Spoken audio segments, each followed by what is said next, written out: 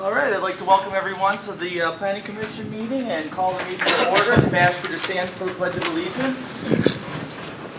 I Pledge allegiance to the flag of the United States of America and to the republic for which it stands, one nation under God, indivisible, with liberty and justice for all. Mayor Mike.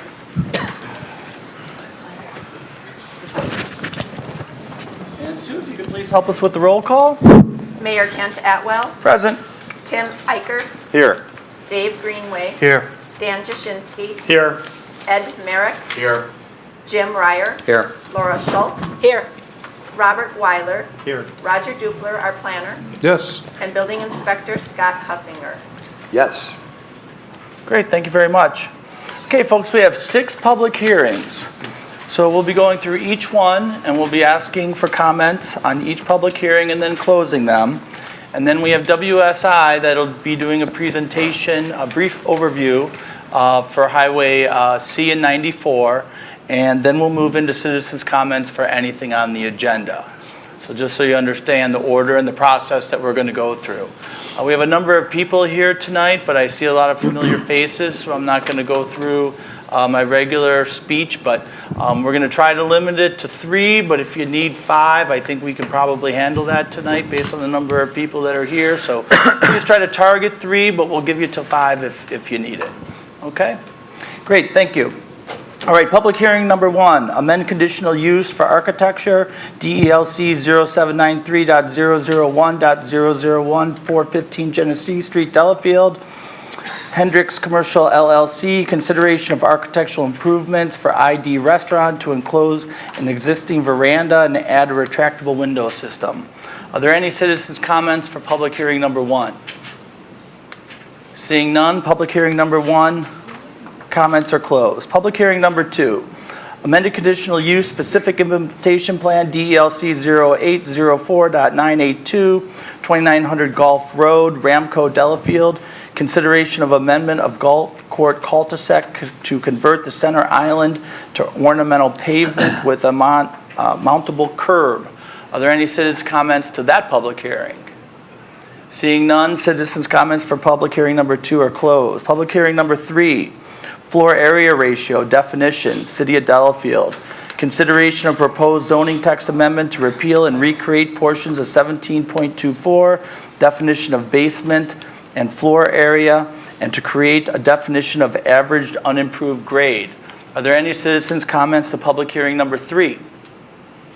Seeing none, public hearing number 3, citizens' comments are closed. Public hearing number 4, floor area ratio residential, City of Delafield. Consideration of proposed zoning text amendment to repeal and recreate portions of 17.39 to increase maximum allowed floor area ratio for districts RL1, RL1A, RL2, R1, R1D, R2, R3, R4, and R5.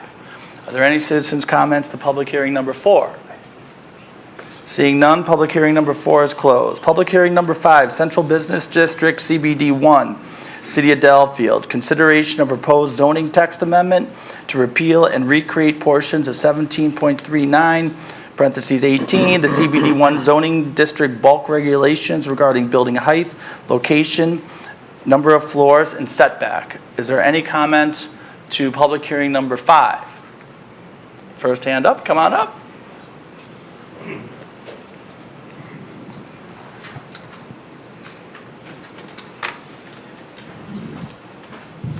Good evening. My name is Mary Daniel, and I live at 309 Wisconsin Avenue here in Delafield. I moved to the city of Delafield in 1964. The interstate had been completed, Hawks Inn had been moved to the current site on Wells Street, and a brand new gas station was on the corner of Genesee and Main. 2 grocery stores, a drugstore, a hardware store, taverns, restaurants, homes, St. John's Military Academy, the fish hatchery, and the ponds were a part of the downtown area. Time brings change and growth for a city. The city of Delafield has many amenities that occur naturally that has helped people to invest and live here. The Hendricks commercial property on Genesee Street is an example of that investment in our community that makes good use of the land and helps our city to continue to grow. People believe Delafield is a good place to invest and live in. Nelson Hawks built a 3-story stagecoach inn in 1846 on the corner of Main and Genesee because it was a logical spot to build a stagecoach stop that would offer lodging and serve a meal. It was a good corner in 1846, and it's still in 2019. I encourage the Plan Commission to approve this project. This project has lingered way too long. Our building codes need revision to make this happen. This should be done with care and an eye to the future. Tall buildings on corners are not new to any community. Look around us. This proposal is done with integrity and pays honor to Delafield and all the amenities that make Delafield what it is now and in the past. So thank you for your time that you give to our city, and thank you for listening to me. Thank you very much. Please, no clapping, guys. For, against, please, no clapping. Come on up. 150 years. Right.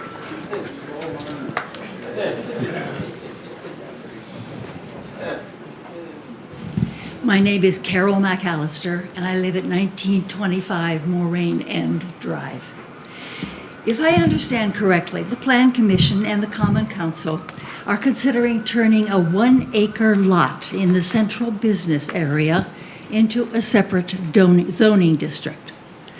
As a resident and homeowner in the city of Delafield for the last 30 years, and not just a developer, I would like to request similar treatment. I have a house in a residential neighborhood on a 3-acre lot. It has a semi-finished basement of about 530 square feet. It has a separate entrance from the house. There's plenty of parking in the cul-de-sac. There is plenty of land.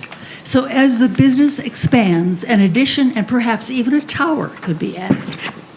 I would, of course, provide a paved sidewalk for the basement entrance and turn off the neon sign when the business hours are over.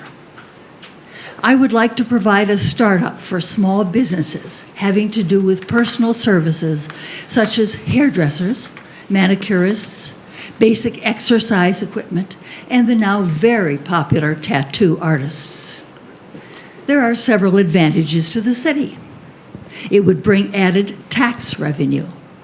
It would encourage young entrepreneurs, thus vitalizing the city's businesses. Other homeowners might like to take advantage of special building zones on their properties so that business developments might be scattered across the city, thus alleviating the crowding of downtown. This would negate the need for a comprehensive plan and its concomitant expense and deliberation, as well as further discussions before the Plan Commission and the Common Council. If you decide to go ahead with a 1-acre zone in the central business district to indulge a developer, I am fairly certain there will be further requests from other city residents, not just developers. Thank you for your attention. Thank you for your comments. Who'd like to be next? Come on up, Susie.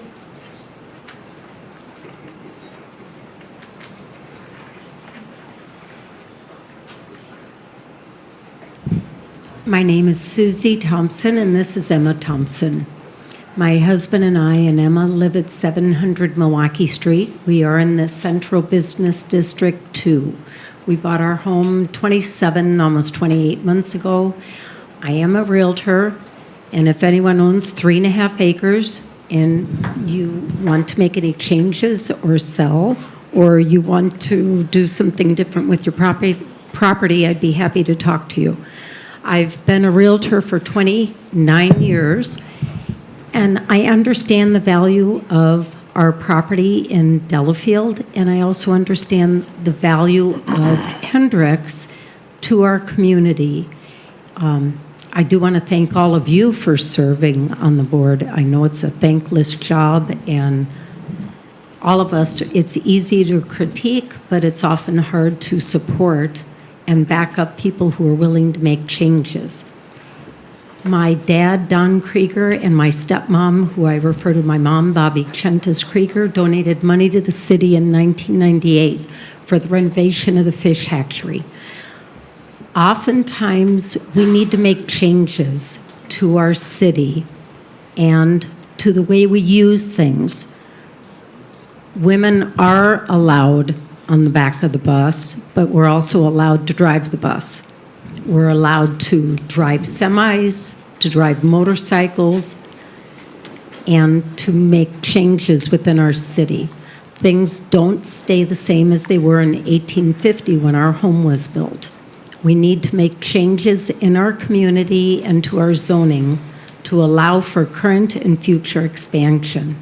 The value added to our city as a whole and to keep our taxes down in the future and to have growth within the city is critical.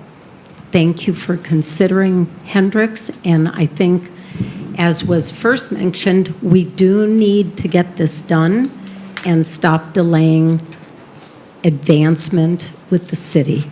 Thanks. Great, thank you for your comments. Who would like to be next? Come on up, Lynn. Yep.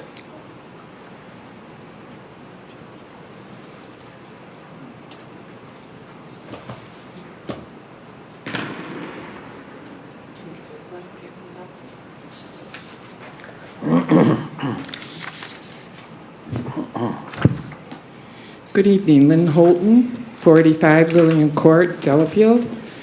Regretfully, I have to object to the public hearing again as premature and unauthorized.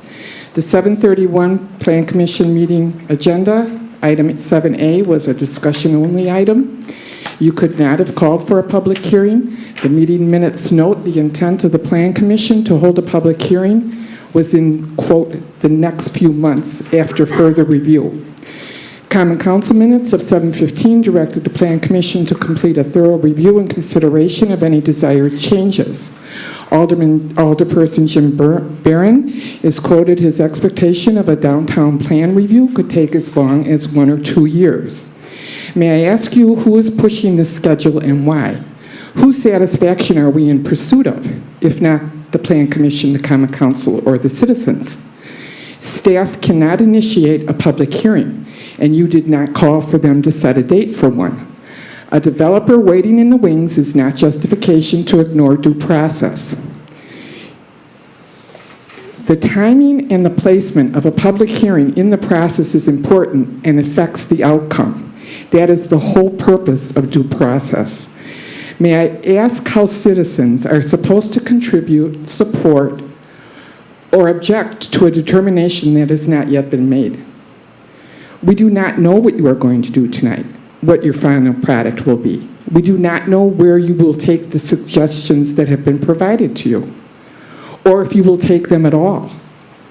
Since we're not mind readers, we are now in the position of having to throw every possibility at you and hope something sticks.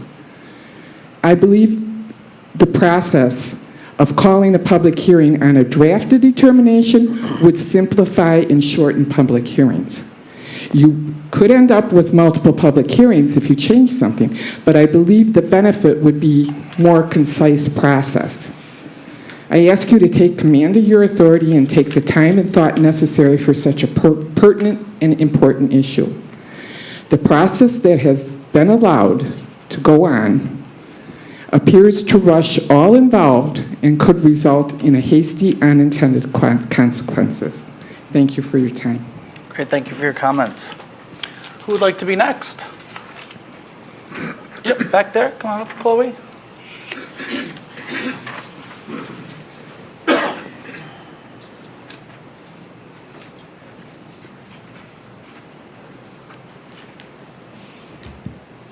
I just want to make sure that if I speak now, I can speak again Yep, at citizens' you comment. can. All right, thank you. So we got that cleared up. That's good. All right, my name is Chloe Wanschneider, and it's 834 Mill Street on Delafield. And I'm talking to you about changing the CBD code. To me, it is not acceptable. The codes are carefully designed and have proven to be thoughtful and reasonable. They demonstrate respect for the setting, its environment, and its geological, physical characteristics. So just tighten the present codes and diligently enforce them. Number 2, codes give real estate buyers and developers guidelines. And number 3, Codes create the same rules for everyone.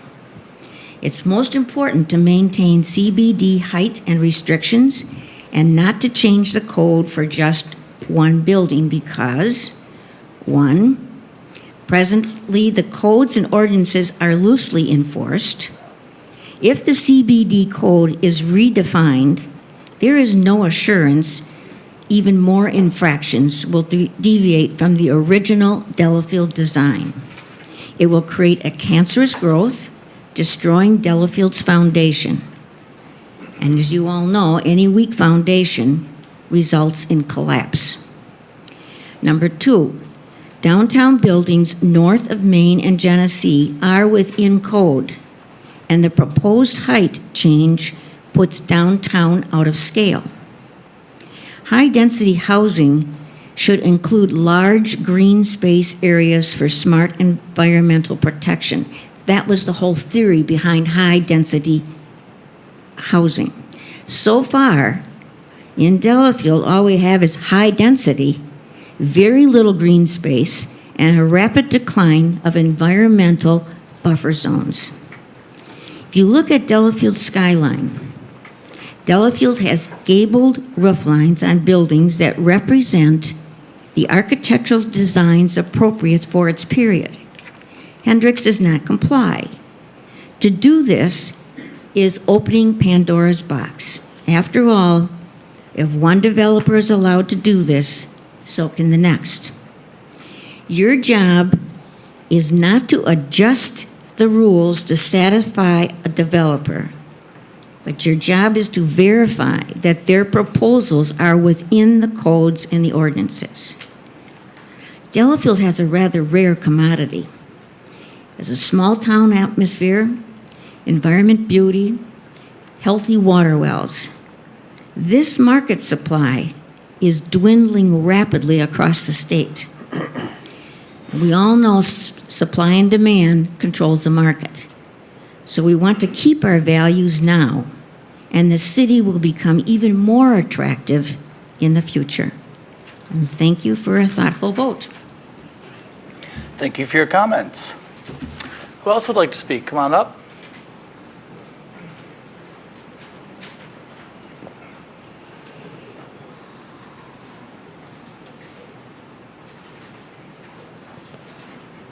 Jim Stouffer, 637 Main Street. I'm a resident here in the downtown area for almost 30 years. I think this proposed building in downtown needs to be pushed along as quickly as possible. It's, if we back off on the code allowances, there's no telling what the developer might do. They may stick with the, okay, we'll go by the rules, we'll have a zero clearance setbacks, we're gonna build a box, we're gonna put a big hole in the middle of it from the sky, it'll look like a square donut. I've seen the drawings. And if we don't give a little bit on this, they could make a lot worse for this city than what everybody's complaining about here. And I just wanna give my approval of the development as it's proposed, and I'd like to see this move along a lot quicker. We've got a big empty hole in the middle of downtown. I'd like to see it filled. Thank you. Thank you for your comments. Anybody else? Come on up, Jackie.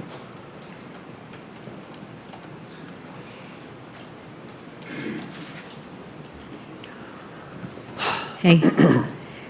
Jackie Valdi Milstead, 816 Mill Street in Delafield. I hear a lot of talk about we're moving too fast or we're moving too slowly. And as a devout radical moderate, I think maybe we're being very thoughtful as we move. I hear people talk about the long view in terms of the number of decades in which they've lived here. I've been here 2 decades. Or maybe talk about the age of a tree, a couple hundred years or so. But what we're not really addressing, and is the only request I have of this council before me, is that we think about what sustains us, and that's beneath our feet. And that's the aquifer, the water. What feeds that aquifer and subsequently ourselves and all living things needs to be accessed and utilized with great thought and caution.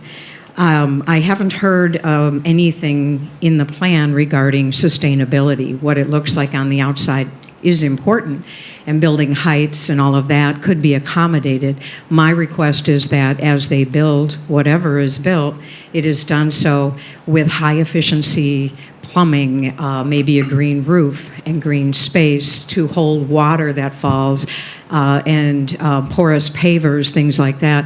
Much more important than any other discussion that I haven't heard. As Waukesha, the city of Waukesha builds a pipeline because they have depleted their aquifer, I don't want Delafield to follow that path. So any and all changes to how we use this precious resource needs to be considered. It's a finite thing. It re-percolates slowly. So the faster we use it, the faster it goes, which is something I don't think any of us want. There are limits to growth. We can be thoughtful. So build, but build sustainably. That is the future. And I'll give you my favorite tagline: good ecology is good business. Thank you. Thank you. Who'd like to be next? Any other citizens' comments to come on up?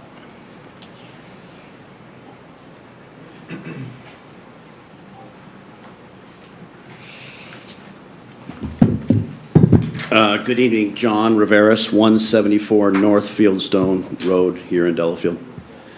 Good evening. Again, I think people are starting to see our face and hear our message. I speak for a group called Delafield Citizens for Responsible Growth, now communicating on a regular basis with about 500 citizens who want to see everything that everybody's talked about tonight, which is our community strong and healthy and growing for all of us to enjoy as we have in the past. Our only comment tonight on this particular topic is that we all agree that building codes are important. But more importantly, we understand that having the right building codes is the critical component. And we just wanted to thank this commission for the tireless work you have done over the last month, 5 weeks to re-examine our codes for CBD1, make good judgments around what those codes need to be going forward to promote economic and responsible development for our city. And from what we've read in the minutes in preparing for this meeting, believe that the work that may be or will be or could be proposed tonight moves in the direction, and we're very, very supportive of that work. So thank you for the work you've done in looking at this, and hopefully tonight we have good discussion about how that work comes to fruition and helps us keep our community growing. Thank you very much. Thank you for the comments. Any other citizens' comments for public hearing number 5? Up, come on up.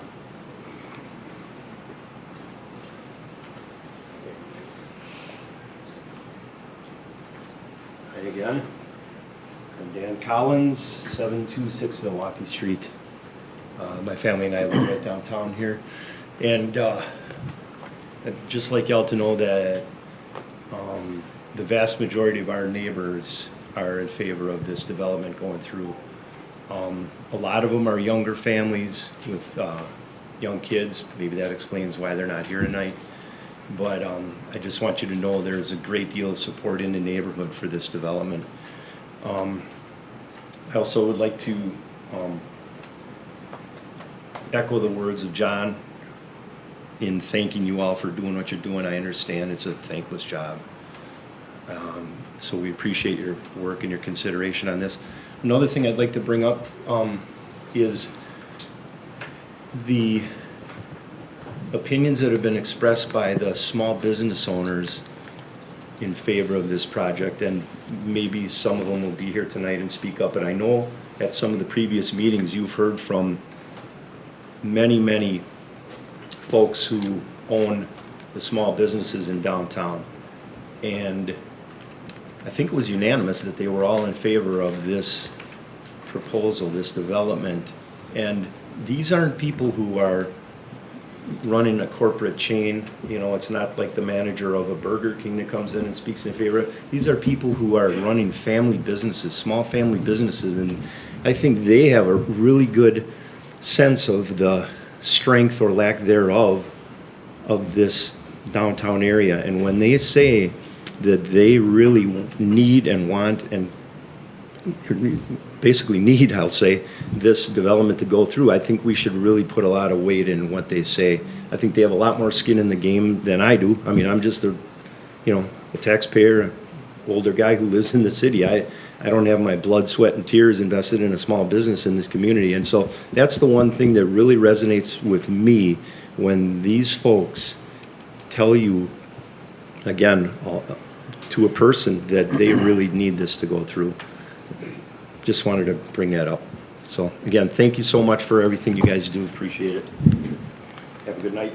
Thank you for your comments. Anyone else? Come on up, Rick.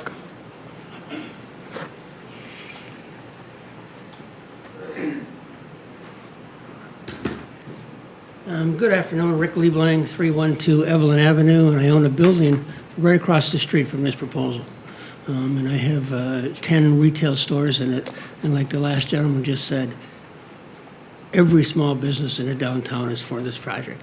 I've asked you before, foot traffic is down in this city considerably compared to other cities. And this development is not asking for a 6-story building or something that's out of line. It's going to be almost the same height as the existing building, and I think it's time that we look at changing our code to allow this building to go up. Thank you. Thank you for your comments. Anyone else? Anyone else? Come on up.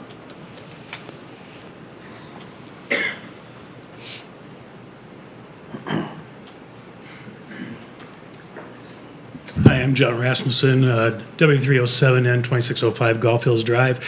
I own Great Harvest Bread Company, and I've been here for 8 years. And partly the reason why I came into Delafield is because of the growth. Talking with a lot of other business owners prior to coming in, I even talked with some of like Rick, who just spoke, about why should I come to Delafield, and it's because of the growth and how we're expanding, and it's rich for business, and obviously I came. I agree with Rick on two things. The foot traffic is down, and definitely as business owners, we feel that. The other thing is we're not seeing the newness that's coming in than when I first entered the business here. I guess I look back at when I first moved to this area back in early 2000, and this little town was kind of a dumpy little town. And I don't know if codes were changed to when Bob Lang developed some of his properties here. My guess, and I could be wrong, that some of those codes did change to accommodate, especially the building that I'm in. So I think maybe it's time that we do need to adjust some codes so that we can continue to grow as a community and bring people back into Delafield. I also own another store in Oconomowoc, and I see what's happening in Oconomowoc. And talk about foot traffic, there's where it's at. The city there has done an incredible job of not only building new residents, new business, but also renovating old buildings. And it definitely is a destination for a lot of my customers who have gone over to that side because of what's happening over there on the lakefront.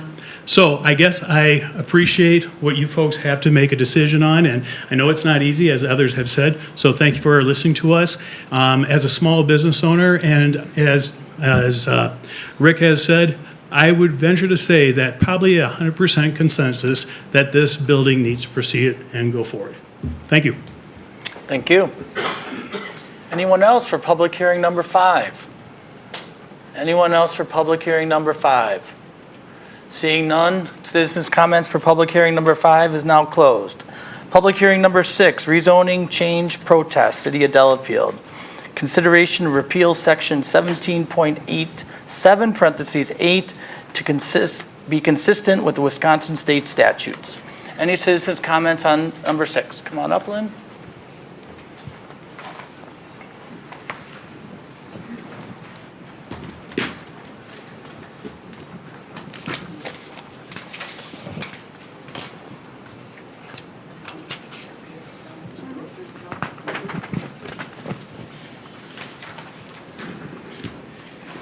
Hi again. I feel like a repetitious parrot.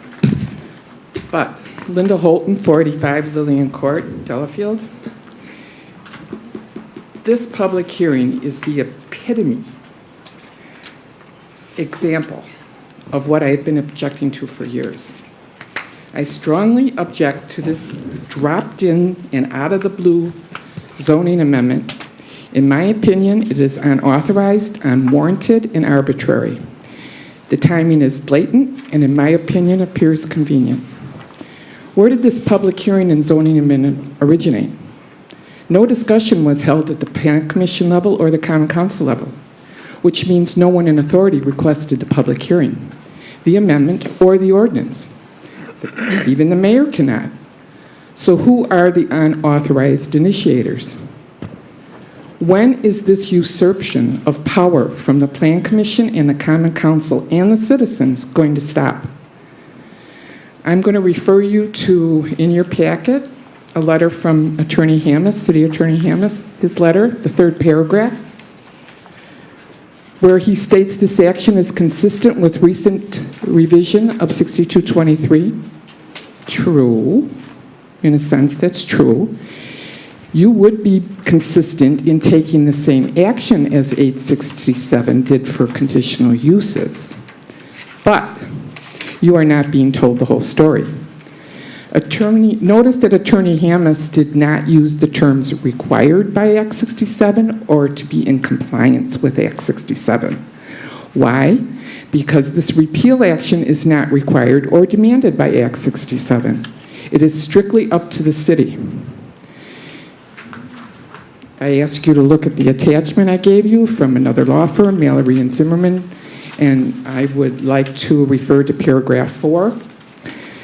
Nothing in 2017 Wisconsin Act 67 restricts cities from honoring protest petitions or creating protest petition ordinances. And nothing in the Wisconsin state statutes prohibits a city from requiring by ordinance a supermajority vote for rezoning. In my opinion, this broad unauthorized repeal at this time puts the city in a very vulnerable position open to possible challenge. Not only is in the failure of due process by this public hearing and this method of doing it, but the arbitrary timing. At a time when 2 large developments are looming, you would be denying citizens a long-held right given to them by our zoning code. This does not look good. Why now? Has it been a problem? Ever? To my knowledge, 1 protest petition has been filed in our entire 50-year history. 1787 in our code is an option to somewhat level the playing field when government acts in an arbitrary manner.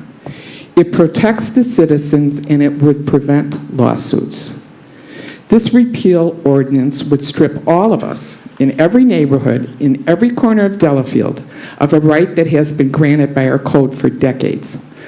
Open land or redevelopment, every amendment or zoning change would be at the sole discretion of whoever's sitting in the big chairs. If those chairholders are not convinced or influenced by citizen evidence, and I mean substantial evidence, the only option left is circuit court. This is an untimely, unauthorized attempt to gain an advantage. And I hope that's not okay with you. Thank you for your time. Thank you for your comments. Susie, you already spoke on this, so. Oh, I'm sorry, this is a new one. I lost track. Please come up.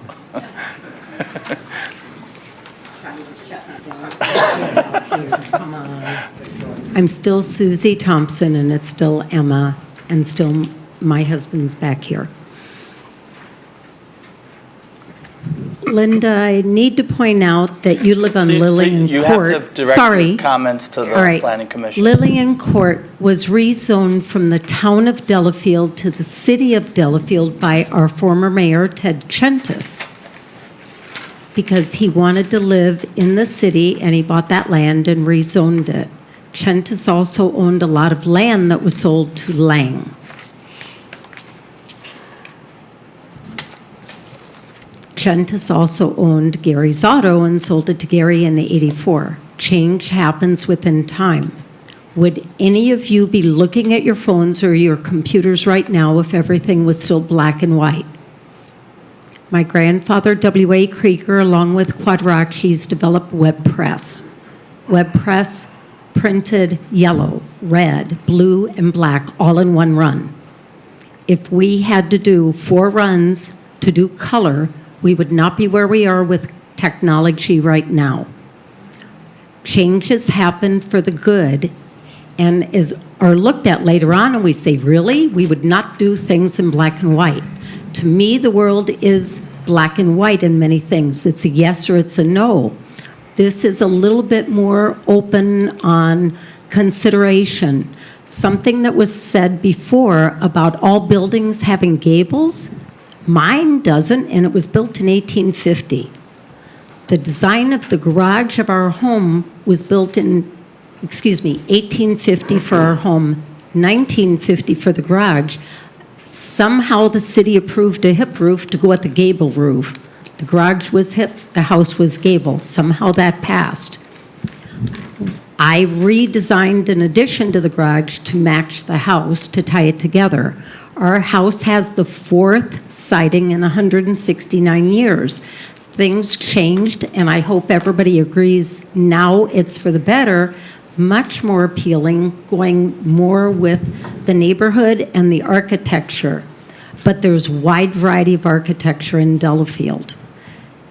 We don't have to be a cookie-cutter town. We do have a very deep valley where Hendrick's building is, and if all of you don't notice, I'm 4'11", so I notice the height differences more than some of you do who are taller. That building is in a valley. Our house had a river running through it millions of years ago, and I have 5 fossil rocks from when we had to do digging of the foundation. So we were a river here millions of years ago. We're not trying to put a river back in downtown. I've been involved as a realtor with soil boring test and the quality of soils, and I study water and water runoff and drainage and the strength and integrity of a building. Our house was a train wreck, considered by most. We did a historic renovation, and we're proud of it. Change happens. Sometimes changes were done that were done poorly and was not to the benefit of our home. I believe Hendrick's is a benefit for the city, and we need to look at moving forward unless you want to stay black and white. All right, thank you. Any other comments for public hearing number 6? Seeing none, public hearing number 6 comments are now closed. Move on to item 1, approve Planning Commission meeting minutes of July 31st, 2019. Move to make a motion to approve the minutes of last meeting. Second. All right. Jim Ryer. Jim Ryer. All right, all in favor say aye. Aye. Opposed? Abstentions? Passes. Okay, so I'm going to ask that the WSI team come up and do a brief overview presentation of their project, so citizens have an opportunity to comment on some actual facts of what they're proposing for the 94 and Highway C.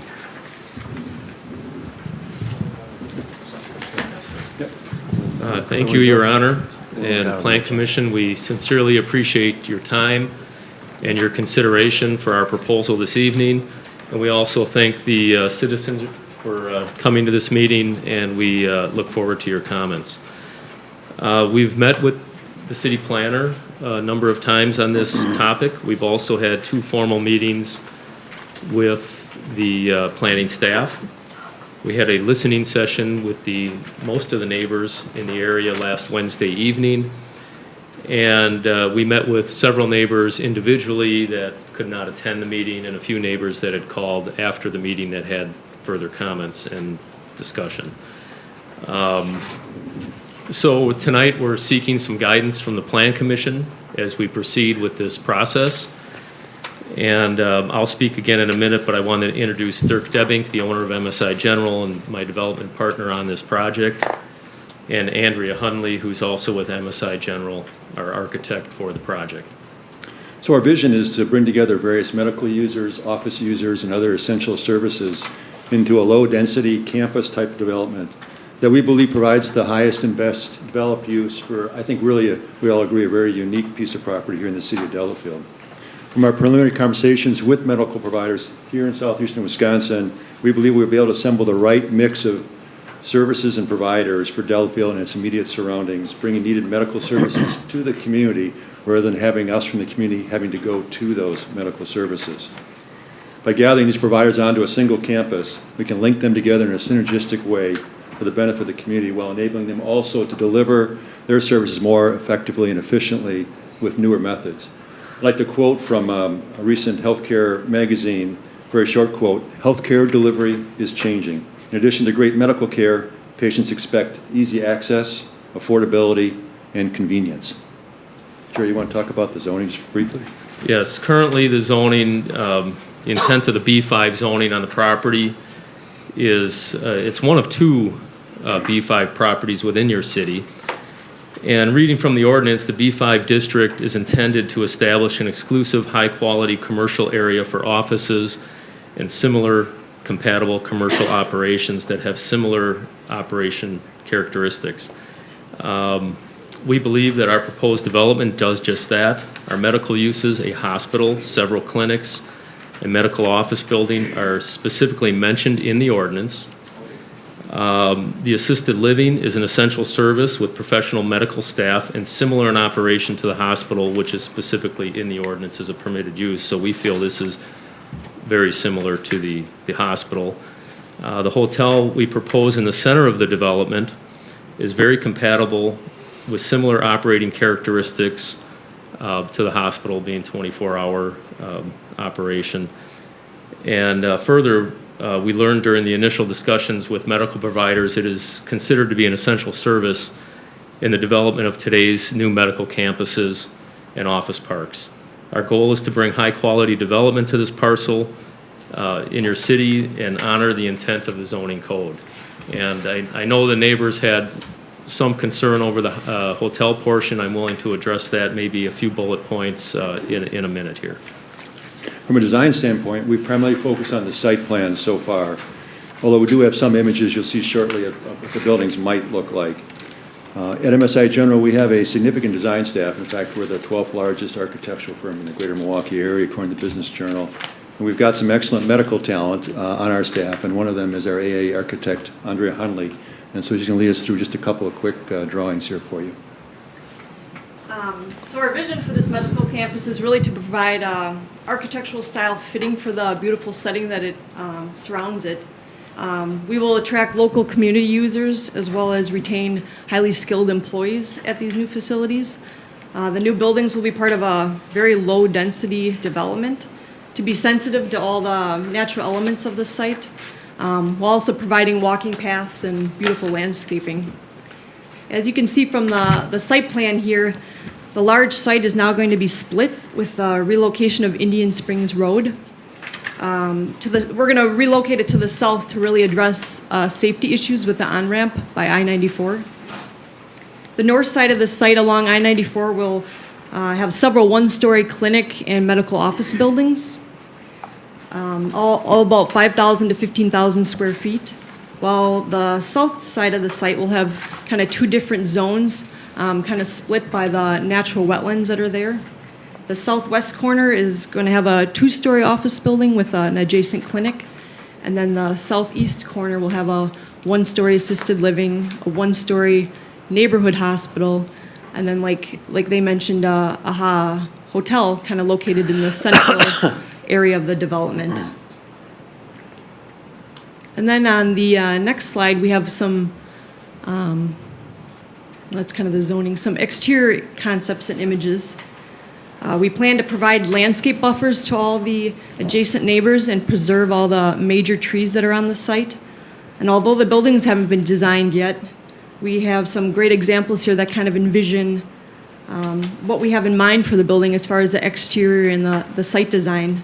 The small-scale buildings will be designed with natural materials like stone and wood, and will be surrounded by very minimal parking and soft, low lighting that will be respectful for all the neighbors. I think that's it. Joe, you want to wrap it up? The entire site will be controlled by a master lot owners association, and it will be professionally managed. So all the landscaping and grounds, trash removal, parking lot, private road maintenance, snow and ice control, exterior lighting, stormwater, walking paths, water system, in compliance with all of our architectural standards and rules and regulations, would all be professionally managed by an outside management company that will ensure that the integrity of the development is maintained throughout the life of the project. So Mayor and Commissioners, thank you for the opportunity to give you this brief overview, and look forward to talking with you later. Great, thank you very much. Thank you.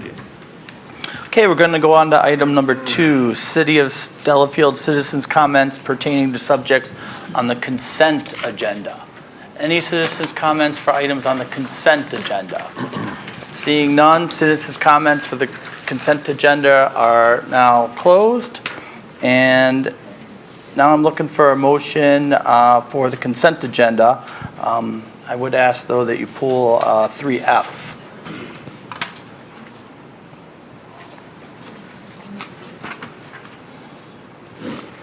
I'll move to pass items 3A through 3E on the consent agenda. I'll second. Bob, second? Okay. Any discussion?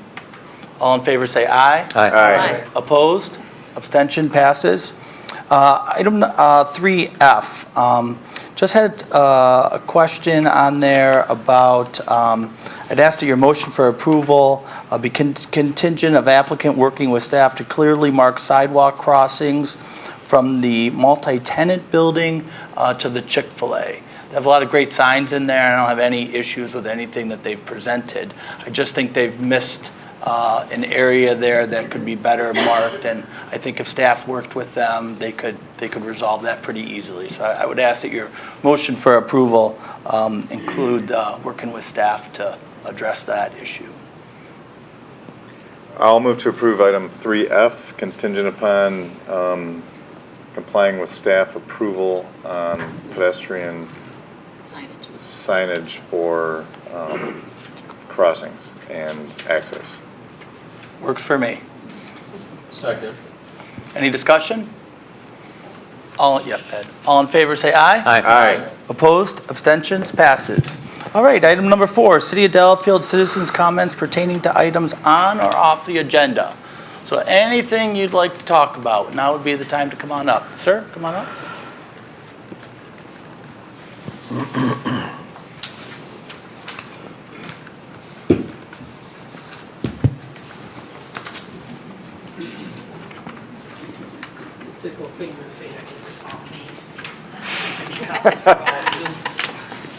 You don't get enough laughing references around here. Keep them up.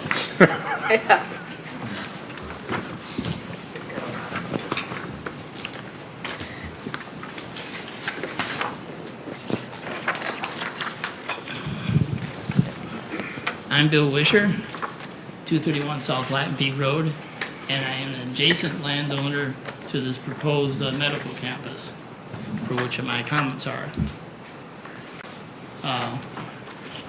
I commend the applicants for recognizing the issues that they recognize as perceived issues in developing this site for their planned medical campus. It is refreshing to see this approach, given the past history of some scheming applicants in the past. Particularly recognition to need to upgrade to County Highway C for safe access. While as a requirement to develop this site, Waukesha County should be sharing this burden of this upgrade, which has been ignored by many many years by the county, particularly given the heavy gravel traffic. Frankly, I don't think this should be the responsibility of the developers, but, goes with the territory. The lowering of the hill grade, a 25-mile-an-hour speed limit, and intersection safety, because you need to move Indian Spring Drive to a suitable distance from the interchange. My issues and suggestions. The size and character of the hotel, how many units? In their presentation to their citizens last week, it started out at 25 units. What services will be provided, potential issues beyond the breakfast room and meeting room, to preserve the boutique nature of this hotel with low impact on the site as well as the surrounding neighborhood. My major concern, if granting the exception to the B5 zoning to accommodate this hotel, even with restrictions, what effect is this going to have on other B5 zone properties, such as Indian Spring Drive and Latin Peak, which is an open property now? And we won't go into that church debacle. The assisted living structure is shown as 60 units. Is this 60 residents or 120 residents plus staff? Are there any expansion plans, and in what direction? Actually, this might be an opportunity because a number of us view the hotel as being detrimental to this area as well as the site. What you can do is move one of the clinics, and that opens up space for another assisted living building. And it is my perception that what happens is the assisted living is really kind of the driver for this whole complex. We are the fodder, amongst others, by our age. You're at 3 minutes, just so you know. The hospital is 15 beds, yes. Now, these three structures do require 24-hour access, which is not in the code. What is the plan to mitigate these effects on the neighborhood? Medical office needs a greater setback. The setback shown in the drawing is only 30 feet, although it was stated in our citizens meeting that it was 50 feet. We suggest the setback be 100 feet with 25 feet of mixed conifers for density. You're going to have 5 feet of landscaping around the buildings, and that leaves 70 feet of mixed generous landscaping as they have proposed. You can increase the setback space by moving the assisted living structure north and west. The medical office can be turned. Now, one of the things is the medical office right there next to the dentist office. The dentist office's parking lot is already on their property. So why should they have a setback for their own parking lot? There's already a parking lot existing. Note that these 100-foot setbacks that I'm asking about were a given when we went through the Prestwick exercise. And you also notice there's an oops on the drawing, and it only shows a 30-foot setback, and there's no space between the screen and like the assisted living building. One of the issues is going to be, they suggested pedestrian access to the city of Delafield. I don't know how you're going to get past the on-ramp in a safe manner. So Bill, you're at 5 minutes, so I need you to wrap it up, okay? Only half page, big, large lettering. What is your plan to mitigate the Construction Act impact during this first phase of the first 4 buildings? Relocation of Indian Spring Drive and the timing of the cutover. I suggest that Indian Spring Drive, as it's currently configured, stays in service until after the first 4 buildings and the new Indian Spring Drive is finished. Sewer development is going to be needed, both for their business, and they had already suggested having planning for the future, good for them. Location of the wells is a consideration.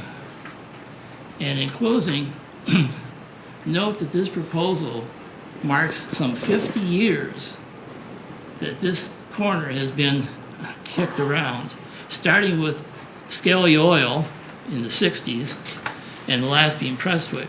I would hope that this proposal is well considered and goes forward with consideration both for our neighborhood as well as the city of Delafield, and no TIF. Great, thank you for your comments. Who would like to be next? Chloe back there, come on up.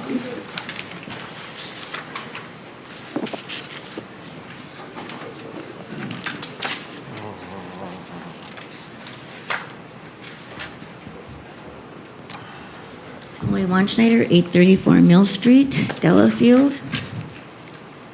Since I'm here the second time, I even have a handout for you at the end, because you're so patient. I believe that this plan is well designed, and the individuals that presented themselves, they did it in a very pleasant, cooperative manner. I'm not talking about the design of the buildings or anything like that, but my concerns are this. It's going back to very much what Jackie Velde was talking about.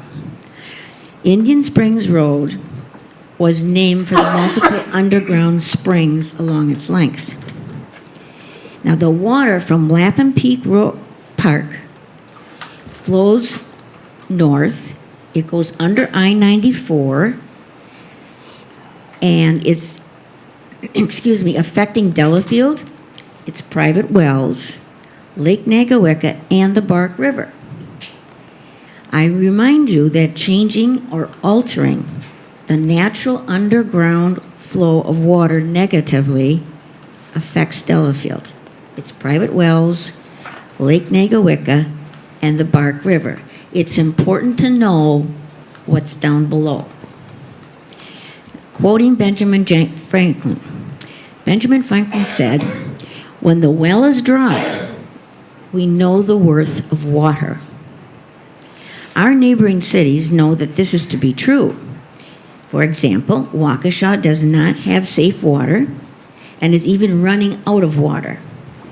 They have to pump in from Lake Michigan, thus increasing water bills from 3 to 4 times when the pipeline is complete.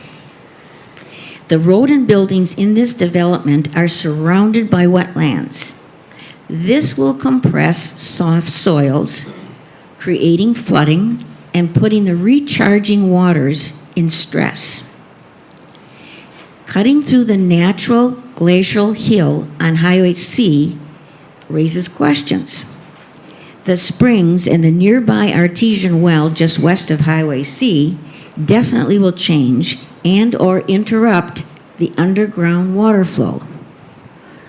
Therefore, I highly recommend conducting a water management engineering study for the area from south of Lapham Peak all the way down the lake. This should be done by a source which is not connected to politics, developers, contractors, or the city government.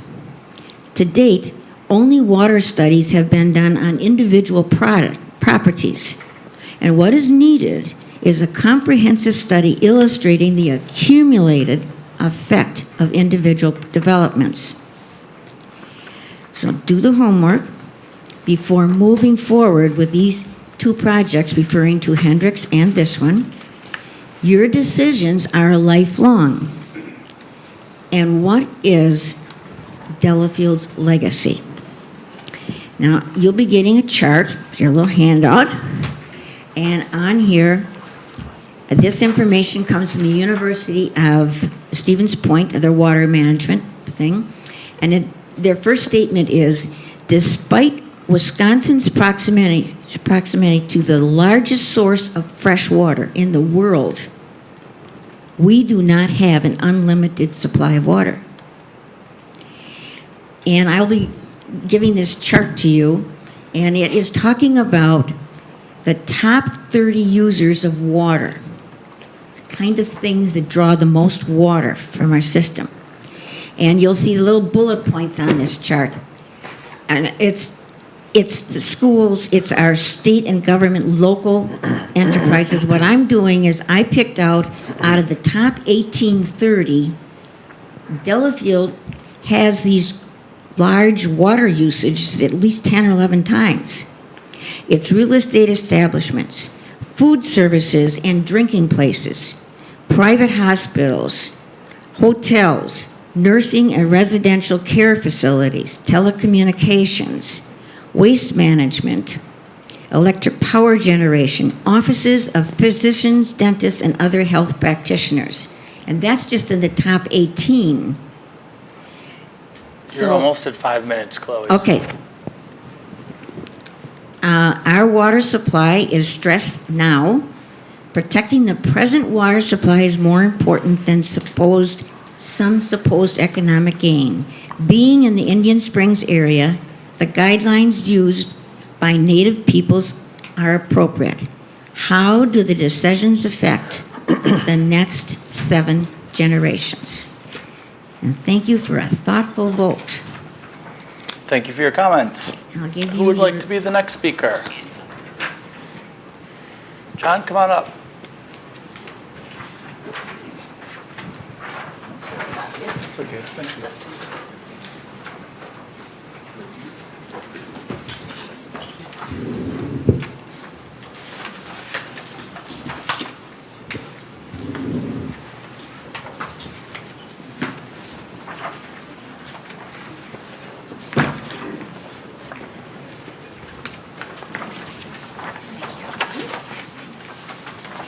Thanks, Chloe.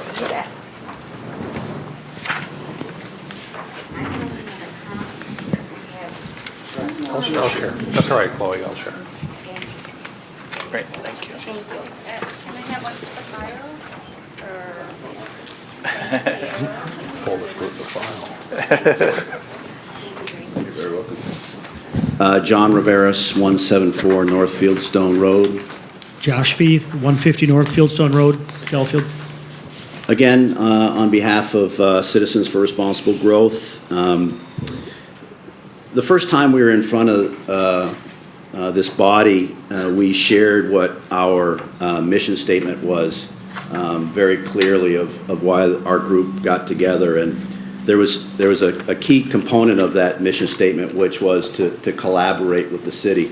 And I just want to highlight our excitement around how we've collaborated with the city. Mayor Atwell put us in charge too. He's a good delegator. In contact with property advisors and MSI, shared with us the fact that this development was proposed and was happening, and gave us some time to give it some thought with the folks that we communicate with, and to give some feedback to it in a way that is open and transparent, and hopefully with some level of detail. One of the things that we looked at when we looked at this project was its tie to the economic development guidelines of the 2030 plan.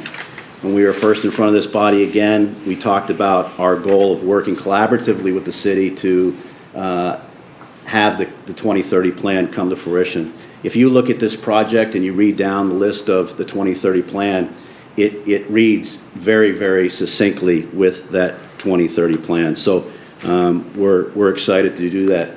Josh and I had the chance to personally sit down and meet with property advisors and MSI to get an in-depth overview of the project. We then later that evening came and sat through the neighbors' discussion around that. And I can tell you from all we've seen with the 705 project, the amount of unbelievably support of the neighbors around this project was amazing. And I can tell you the truth, Josh and I didn't expect it.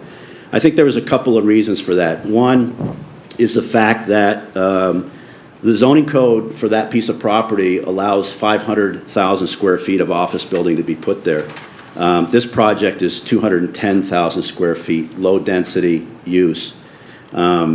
It does a wonderful job of preserving the wetlands that people have so much talked about, and uses those wetlands to influence and anticipate the beauty of the parcel of land.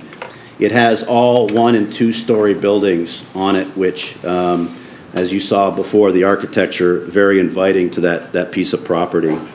One thing we want to kind of mention, and we've heard some feedback already on, is the proposed hotel. I'm not sure where the gentleman got their room count. They were very clear in both times we met and with the citizens that it was going to be between 60 and 90 rooms, yet to be determined. Also, if you see where the hotel is plotted, it's in the vast, very middle of the project, as far away from the property lines basically as you can get in north, south, east, and west, in thought of it being less obtrusive. The other thing that we've heard a lot with the 705 project that you've heard here as well is this concept of mixed use. We all have to get comfortable with this feeling of mixed use. The days of building a mall that is just a mall, or a standalone restaurant that is just a restaurant, or a standalone condo that is just a condo is gone away. Mixed use is the way that developments are made to diversify the risk of those developments. So hotels support medical, restaurants support retail, office supports restaurants. Mixed use is the way of the future. So as you think about this hotel, don't think about it as a hotel. Think about it as a critically important component of the mixed use facility and why the other buildings make sense. We still have more to learn about this project, as we all do, but the due diligence and the research that we've done so far is that these are good partners in Property Advisors and MSI. I've heard nothing but amazing things about MSI and the projects that they have built, and their reputation in Lake Country is stellar. Again, like Hendricks Group, we have a great investor who has a vision, who has a significant amount of investment that they want to put into our community, and I think it's up to us to listen with open minds and innovative thinking around how this project can raise the tide of our community. John covered my speech as well, or my comments, so thank you, John. But no, I had the pleasure of meeting with the development group, and they were nothing but collaborative. They want to know our opinion. They want to know about what we had learned through our last year of working with the Planning Commission and the City Council, and just our involvement in the community and learning more about Delafield and economic development, as what John indicated is our goal, and to collaborate with this city. So thank you to Mayor Atwell for putting us in touch with that group. Thank you to this panel for taking these public comments seriously, and we appreciate your consideration. But I'm excited about this. It brings healthcare and medical close to us. It supports those patients and those patients' family members. You know, the opportunity to connect to Lapham Peak, and I think it's a great use of that space. We all know it will get developed at some point. So the opportunity to do something with an arts and crafts style that you saw and preserving the green space, I'm extremely excited about. I even heard a little bit about having some solar that's going to support this development. So once again, thank you. We look forward to further collaboration with the city and, you know, I guess people's comments. So have a great night. Thank you. Thank you. Who would like to speak next? Lynn, I think I saw your hand.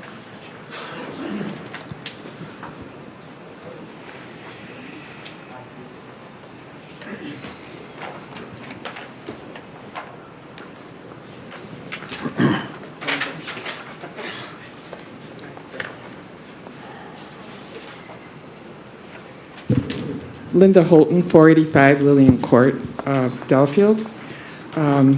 I too was at the neighborhood meeting. I think it was a positive meeting with MSI and Property Advisors regarding the possible medical campus at I-94 and Highway C. The mutual respect was obvious and a far cry what we've experienced in the past. The preliminary building, these are my impressions that I took from the meeting. I'm not speaking for the group. The preliminary building layout and architecture and heights indicated were received a good response. There are concerns, but overall a few adjustments could make it doable. The described 15 to 20 bed hospital presented is intended as a, quote, neighborhood hospital. We were told for nearby patients versus a large regional approach to hospitals, which raised a question to me about why would there be a need for a hotel to serve patients, especially if they're nearby in its neighborhood. They could go to their nearby homes. If they're unable to go home, a certified rehabilitation center would be make more sense, and maybe that's an option that could be used to replace the hotel. Therefore, I ask why a possible 90-room hotel? It is the only use that's not medically related. There are 4 hotels within 5 to 10 minutes available to service visitors, families, executives, etc. La Quinta has 97 rooms. American Inn has 56. Holiday Inn has 84. The Delafield Hotel, a true boutique hotel, has 38 rooms. Boutique hotels are typically 30 to 50 rooms. Boutique hotels have different characteristics than chain hotels. And I ask you to consider that in your decision-making process. Assisted living residential is medically related and I believe is less of an obstacle. We are all familiar with the zoning stumbling blocks. A planned development district does not resolve those issues. They will still remain. It is also known that surrounding neighbors have been consistent in their desire to adhere to zoning. I want to bring up an important step required to complete the project that has not been pointed out to you in your packet. The A1 parcel would have to be rezoned to B5. Sewer PAC and related agencies would have to be alerted. Regional comprehensive plans would have to be changed. The complicated process of sewer district extension would have to be initiated. MSI is aware of this step, and so you should be too. Boundaries of the extension and the cost to property owners would have to be revealed at sewer PAC public hearings. My final point is no TIF. Keller Moraine School District needs the money, and so does Delafield. I believe, and I am optimistic, that the forthright back and forth that we experienced, that occurred at the meeting, will go a long way to accomplish a successful project. I would ask that you help in this project and find a balance and respect the neighbors' concerns about the hotel. Thank you. Thank you for your comments. Anyone else to speak? Please come on up.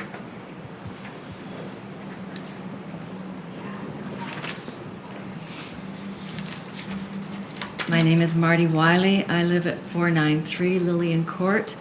My husband and I have lived in the city of Delafield for over 20 years. We moved from the town of Delafield, and before that I was raised in a small town in northern Wisconsin. So no wonder we came to love living in the city of Delafield. It has that clean lake country feel, small city feel. Imagine how amazed we were in 2006 when Bob Lang presented his vision of what should occur to be developed across the street from us off of Highway C. It was a huge backlash. It flopped, mostly due to the fact that the city wasn't ready for it, and there was an organization called CARE, Conserving a Rural Environment, that was grassroots and just said, this isn't what Delafield needs, wants, or should have. Since then, we've gone on to hear more proposals for that parcel of land, none of which have fit, none of which have made any sense. I did attend the meeting that MSI presented last week, and I feel Delafield needs to grow. Delafield needs to develop. We cannot be stagnant. And I feel that this is the time that we need to look at giving it a chance with a proposal that has sense in it. It just appears to be a very workable plan. It needs to have lots of hoops and tests to go, including rezoning, roadwork, sewer, but I feel that it does have possibilities. I'm a very right-brained person. I appreciate all of the information and all of the preparation the left-brainers have put into understanding what we need and what we're being presented with. But I would like to share something that I wrote back in 2006, which was specific to Bob Lang's development, but I really feel if MSI will consider the words that are there, they will also see why we need to be guardians of this land. It's called the final say on Reckoning Day. When man is judged, will we hear him say, "Look at the walls I built today. See my cement walks and beyond. Consider my vast development wand. It's erased worthless land where only beauty was seen and replaced it with structure, padding pockets with green. We now dance on cement poured over grass. Honor my vision on this earth as I pass. Those sitting in judgment then will reply, does it matter now that you blocked out the sky? We don't reward greed here. We deny paradise to those who destroyed it on earth with their lies of providing a place better suited to man. You've lost touch with nature by your visionless plan. I don't feel that that's what MSI is asking us to do. I think it's a new time and a new place. It's the same words because we still do need to be guardians. Great, thank you for the comments. Susie, come on up. Set a record tonight for 3 times for me. I'm still Susie Thompson, and this is still Emma. Having been blessed growing up with 5 grandparents instead of 4, one who passed away unfortunately at the age of 62, heart-related, the other 4 living from 92 to 104, I totally understand having a hotel in an area where there is advanced aging and healthcare opportunities. Knowing that many family members live out of state and out of area, when they want to come and visit somebody who may be in assisted living, having a hotel nearby is very handy. My husband and I recently stayed at the Delafield Hotel during the block party. And with 38 rooms, I can tell you if we had not booked 2 months ahead, we would not have stayed there. It is constantly booked. Having a stay vacation, staying somewhere close, I found out was not unique to Delafield, and many people do that. And they stay at all the assorted hotels that were noted by somebody who spoke before me. Having a stay vacation at a local hotel is convenient, but having something that can be very affordable for somebody who needs health care or assisted living is vital.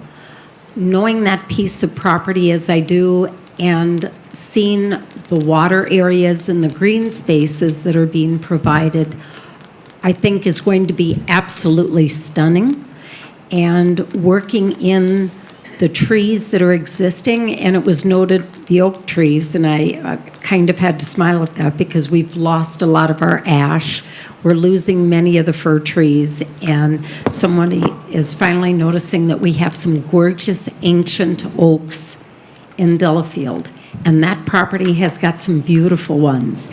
And if those trees are brought out like they did at Children's Hospital in Freighter, I was the volunteer art director at Children's for over 12 years, the initial and first volunteer art director. I volunteered in the medical environment for 42 years out of my 62 years. Knowing that we have a healthcare facility so close to Delafield is critical, and working into the environment as this group has with the variety of buildings is gorgeous. Thank you. Great, thank you. Any other citizens' comments? Timing on that. I didn't actually start the clock. It's longer now.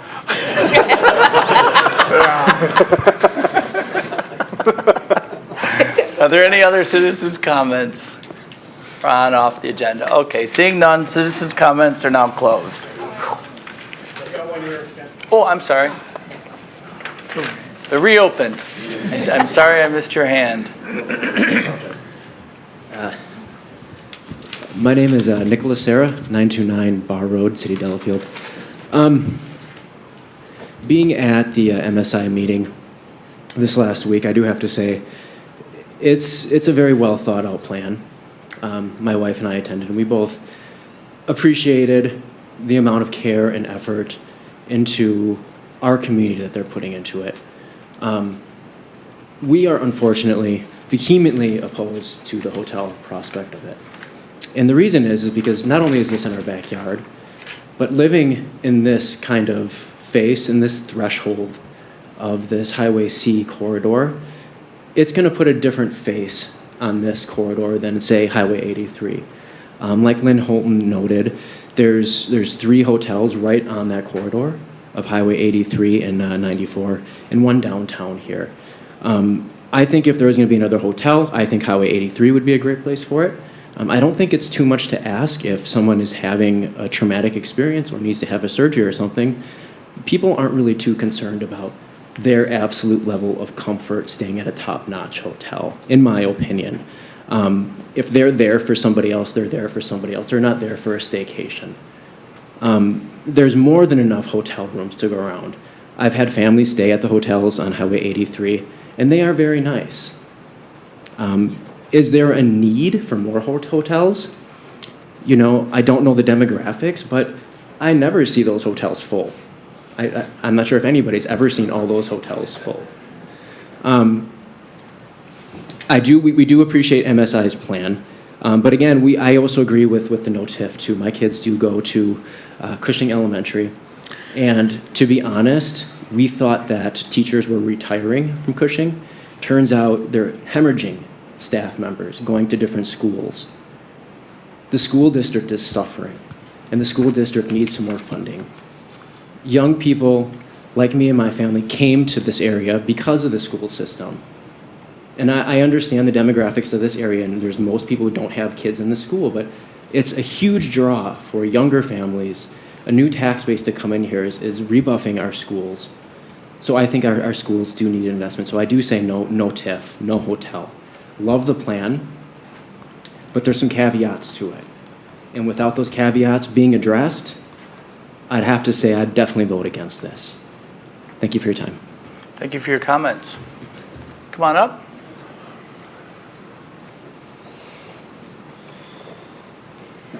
Hi, I'm Maria Luther. I'm the owner of the Smiley Barn, 2420 Milwaukee Street. I will just say I tried to rent a hotel room just a few weeks ago, and every place that I tried in Delafield was booked. So I think it'd be wise, instead of just looking at anecdotal, to really look at that. But I would also say I think it would be great to have this development from a business owner's perspective. I don't know, we're listening a lot to the residents. I totally get that that is critical, that needs to be a focal point. But just from the idea of a business owner in Delafield, I think we need development like this. And I personally would love to have this hotel as part of it. Thanks. Great, thank you for your comments. Come on up. Oh, there were a lot more people. My name is, I'm a nervous talker, so sorry. My name is Beth Hurley. I am at 1407 Milwaukee Street. We're new to the area. This is my first meeting, and welcome. Thank you. So I just wanted to say I work for Ronald McDonald House, and I want to express that it's very important that people have a place to stay when they do have medical issues that family do visit sometimes. It's important that they're close by.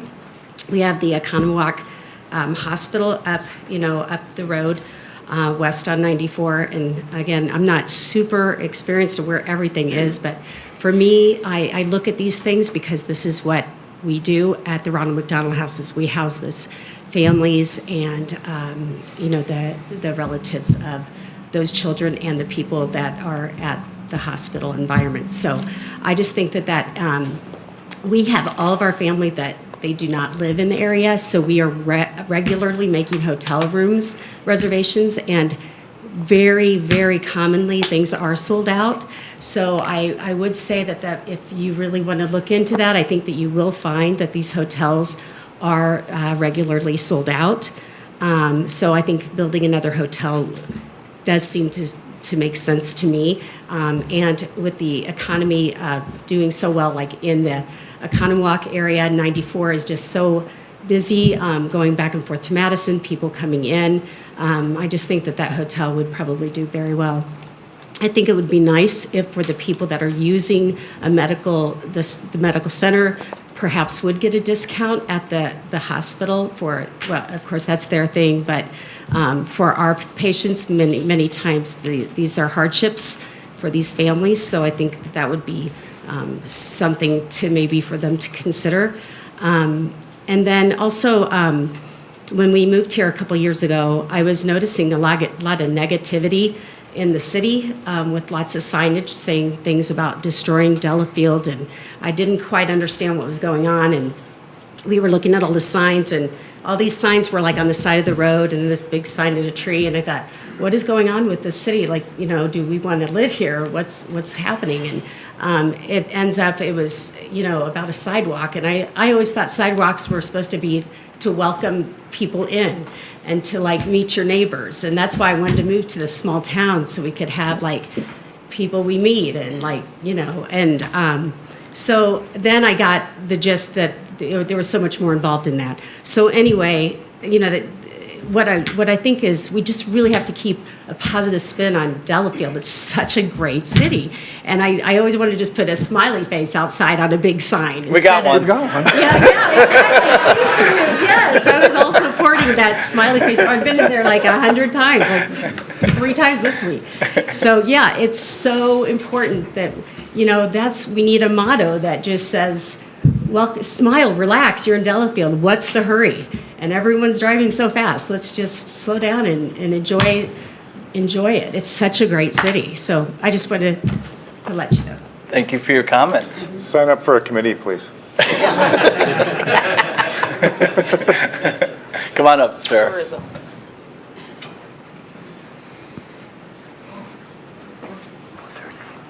Hello, guys. Jack Dembski, 318 Bleecker Street, City of Delafield. Starting to get familiar with this. Is third time talking now. I won't call anyone old, I promise. Basically, I think there's been a lot said tonight that makes a lot of sense. There's been some things that don't make some sense. I'm hoping I'm on the making sense side. These developers that are coming in and asking for your guys' approvals and asking for exceptions and or special requests, we have to be careful with who we're partnering with. And I would say what they do on their land as part of their plan is their specialty. Now, MSI has obviously came forward with some very good expertise. They've done some research. They're proposing a plan that they believe is going to function, and they are taking the risk on this. It's not my money. It's not your, it's somewhat of, I guess, your land and tax money, but it's not my personal or your personal money. And we forget that these developers are in this for their job. This is what they do. This is their research. And I believe what they're doing with it makes perfect sense. And they know their business better than we do. If they need the hotel and they're telling us that that hotel makes sense, then I'm going to side with them on it. And I'm going to say, okay, you guys know your end, just like if they had insurance questions, they could ask me and I could help them out corporately. Not a plug. But as I look at it, both developers, we have to be careful with who we're partnering with, and I commend you guys for listening to all of us ramble on, and also partnering and picking some very good property developers to bring into the city of Delafield. So thank you for your time. Could you tell me your name again, please? Jack Dembski. Jack Dempsey? Yes, Demski. Thank you very much. Any other citizens' comments? Any Jack other Dempsey's back. citizens' comments?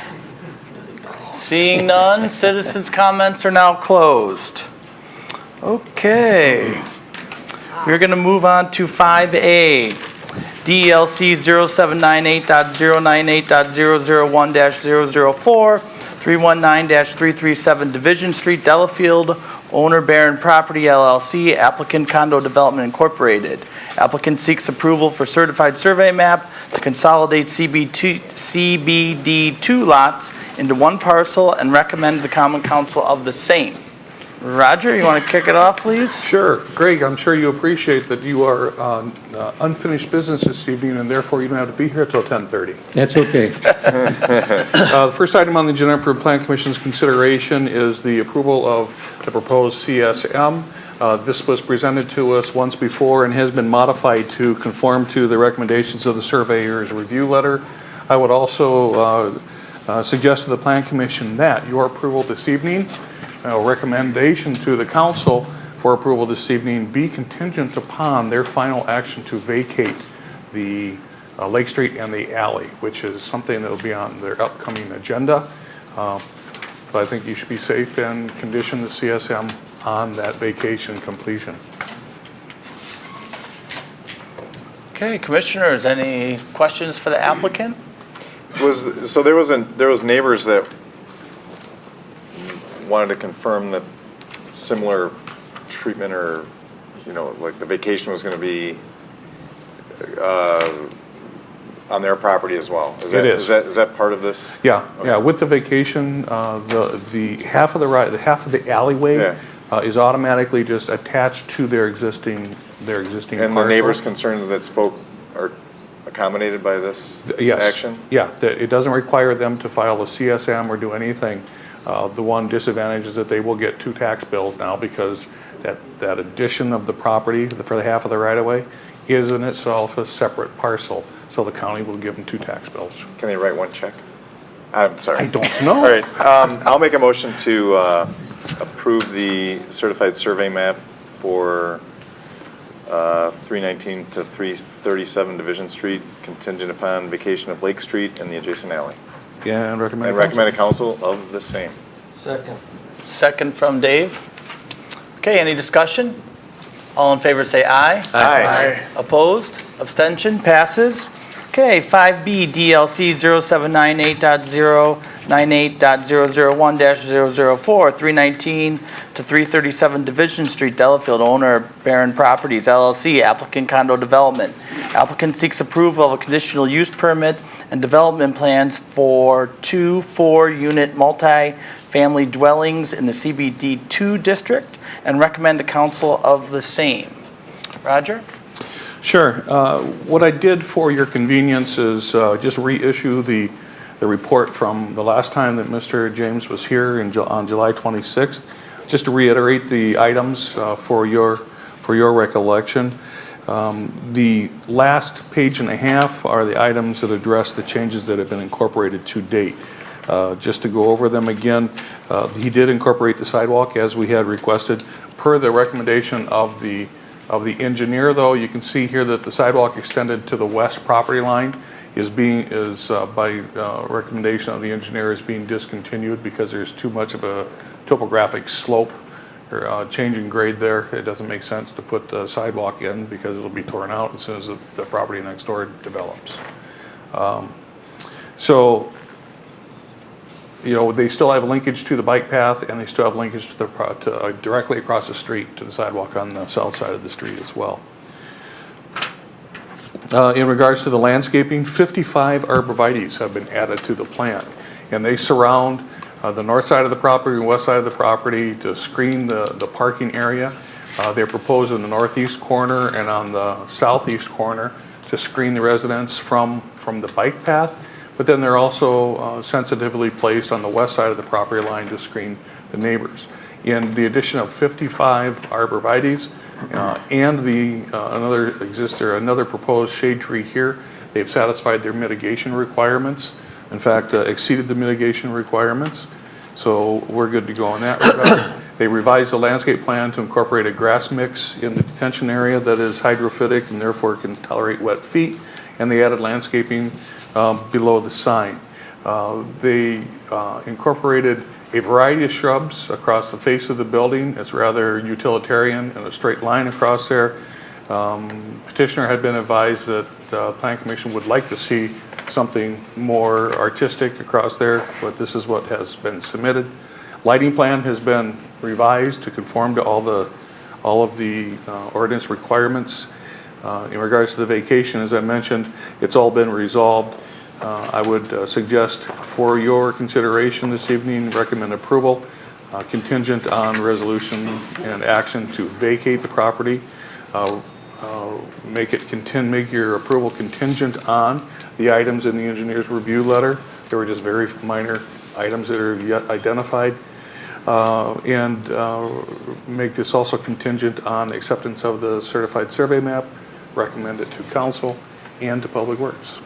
So Roger, in your recommendation, in your report, you state that this conditional use permit and development plans, as they are found to be consistent with the approval criteria in 17.42 paren 3. Is that the case? Have you reviewed all those criteria? Yes. Set forth in their conditional use for review, determination, and approval, and you've concluded that they meet all those factors? I suggest that they do. It's your action to actually concur and make that recommendation to council. Just as a matter of course, just for an example, it's consistent. Is the proposal compatible with existing uses? That's up for the planning, Yeah. Roger recommends. I just want to know. The planning commission decides if that's true or not. Right, and that's why I just want to bring it out, and he's approved it, or he's not approved it, but he's reviewed it. It's subject to our approval, but it has to be in 1742, has to be complied with. Correct. So I have no problems with it myself, but I would hope, we have a long list of contingencies there, but, I'd really like to see it also contingent on some better landscaping in front of the buildings, just some curves, 2 rows of bushes instead of 1. I mean, that looks like something somebody would put in a low-end rental property, so it. We'll do that.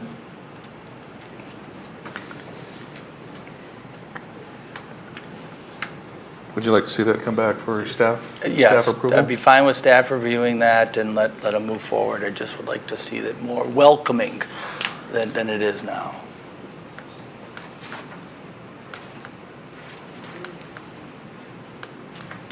Is there any way to make sure that sidewalk gets extended when the property next to it is developed? Well, it's in the right-of-way, so Mr. James really doesn't have to do anything to accommodate it, with dedication or the creation of a reservation of any sort. The only So thing. this sidewalk's in the right-of-way? Yeah. Okay. So the next development, it would be a answers the contingent question. upon them to We could do it make if them we do it. chose. Right. Yes. All right. Okay. I didn't take all the notes. Someone have captured all the contingencies? Wants to make a motion? Recite what Roger has here. There you go. Yeah. A motion to approve the conditional use permit and development plans,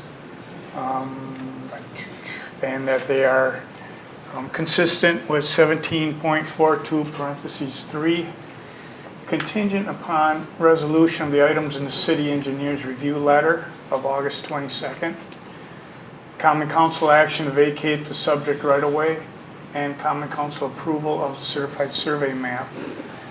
And this will also be recommended to the Public Works Committee and the council, and to resolve landscaping issues at the staff level.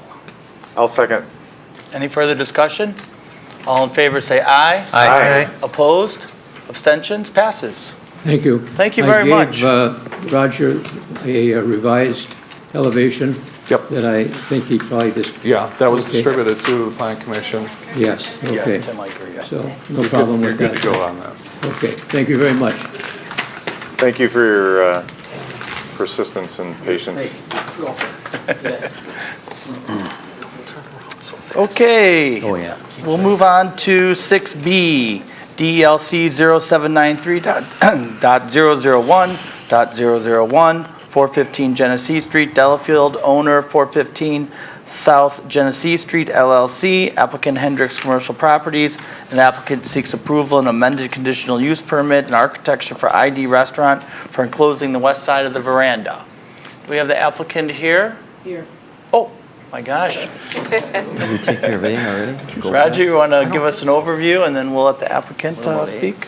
Sure. These are nice-looking windows. Approve them.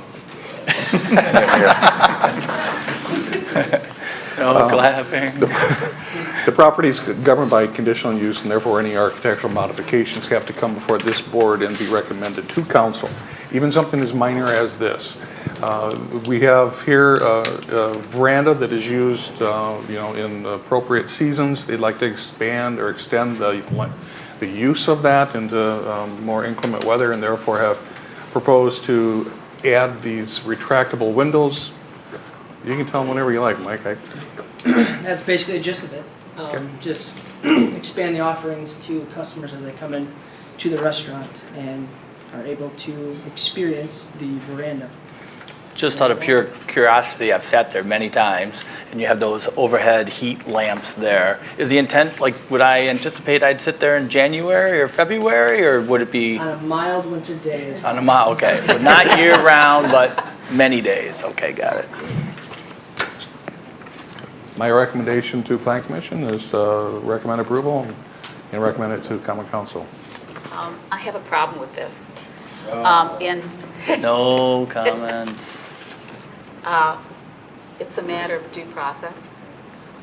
In looking over his application, there were no boxes checked. I think that staff should have found that. There should have been boxes checked here. There were none. And number two, according to Ordinance 1742, number 5A, any changes in a conditional use should first come to the Plan Commissioners. We can't hear you. Oh, I'm sorry. I will hold, my mic keeps falling. In 1742, it says, in number 5A, that any changes to the conditional uses are supposed to be reviewed first by the Plan Commission, and by the Plan Commission's recommendation, a public hearing is scheduled. And that was not followed. So it's a lack of due process. Would you like me to respond to I always have that? problems with it there. Laura, you should also know that if a person submits an application for a public hearing, the administration is duly required to publish immediately and put it on this Plan Commission's agenda. Is it an We had ordinance? yes. It is? Yeah, What absolutely. ordinance? I can't tell you off the top of my head, but I'd be glad to share it with you after the Please after do. the meeting. But I would say that staff needs to be careful and watch applications then to make sure that they're fully completed. Yes, ma'am. I'm happy. Thank you. Great. Any other questions for the applicant? What happened to 6A? Any other discussion? He missed. He missed that. Looking for a motion then, if nobody has questions for the applicant. I'll make a motion to approve. Second. Send to council. Second by Dave, first by Bob. Any discussion? Seeing none, all in favor say aye. Aye. Opposed? Abstentions? Passes.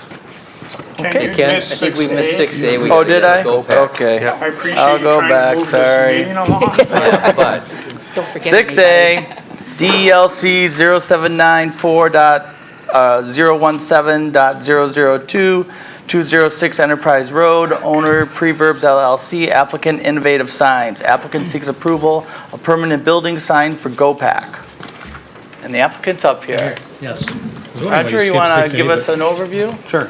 The owner is here as well. Watch your head there. GoPack was on the agenda and approved during the consent agenda for a new business. They are a packaging manufacturer. It's an approved use in this district. They have submitted also a sign plan, which conforms to ordinance. The building sign is approvable. The issue at hand is that in October of last year, a Plan Commission member rejected a similar proposal, rejected the use of the directional sign and asked for it to be redesigned. With the submittal of the GoPack information, the illustration was provided that demonstrated that the previous petitioner had indeed not complied with Plan Commission's recommendation and had incorporated their logo into the signage.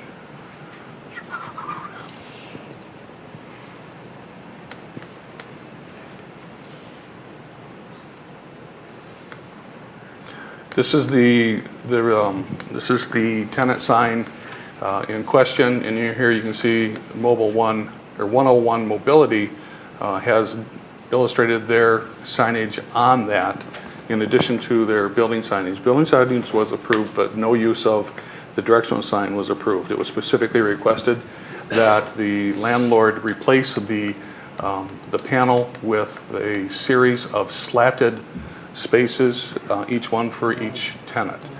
Therefore, recommendation to you this evening is to reiterate that direction previously. You've already approved the business. I think we can approve the building sign. And if the Plan Commission so desires, we can disallow any use of this directional sign until it's compliant with the recommendation of Plan Commission. So just so I understand, the sign he wants to put on the building meets all the rules? Meets all the rules. And it's compliant. So the thing of question is how we're handling this, I'll call it a monument sign for lack of another term. Let's call it a directional sign. Directional sign. How we would like the applicant to handle that moving forward. Is that right? Correct. What do you propose to do? I guess that's up to me.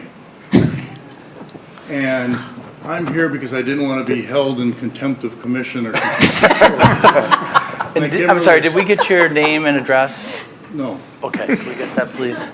Can we get that, please? Yes. Are you Go or Pack? Not neither. I'm Lee Krumpetich. I'm the owner of Proverbs. Would you spell your last name? You're not going to believe it. KRMPOTICH. And I was under the threat of a $4,000 a day or $400 a day or whatever it was fine. And I didn't want to do that, pay that. And so what I did was I took off the offending signs that were on, you like to call it directional sign or monument sign. So at great cost to the tenants, I took off the 101 Mobility with their approval, and the GoPack sign, actually with one of the owners of GoPack, who ripped off the signs. Because those signs, I guess, were technically not approved. Now, I didn't put them up, I didn't realize all that, but we took them off because I didn't want to be held in contempt. As I went around the city looking at signs, especially slatted signs, I found they were quite difficult to read. And my goal as a owner of a property, and there's a couple of businesses and other properties, is to serve my tenants. I try to do what's necessary to help the owners of these businesses be successful. And having a sign up there with their logo on it helps when they have a customer coming, they recognize a logo, the RPM, the Boar's Head, people recognize that. If I just had a slatted sign, it would make it maybe easier for a salesman to come calling on these people and they can just go right down the list, but that's not my intent. My intent is for their customers to recognize who they are. Now the sign's been up for 20 years. Can I just ask if who here has been down the dead end on Enterprise Road recently? Recently? Yeah, recently. Define recent. Well, A month? This summer? Last year. Sure. Okay, so a couple this summer. I mean, it's a dead end. And my tenants like the sign. I serve my tenants. And I think that as a citizen, I try to serve my community.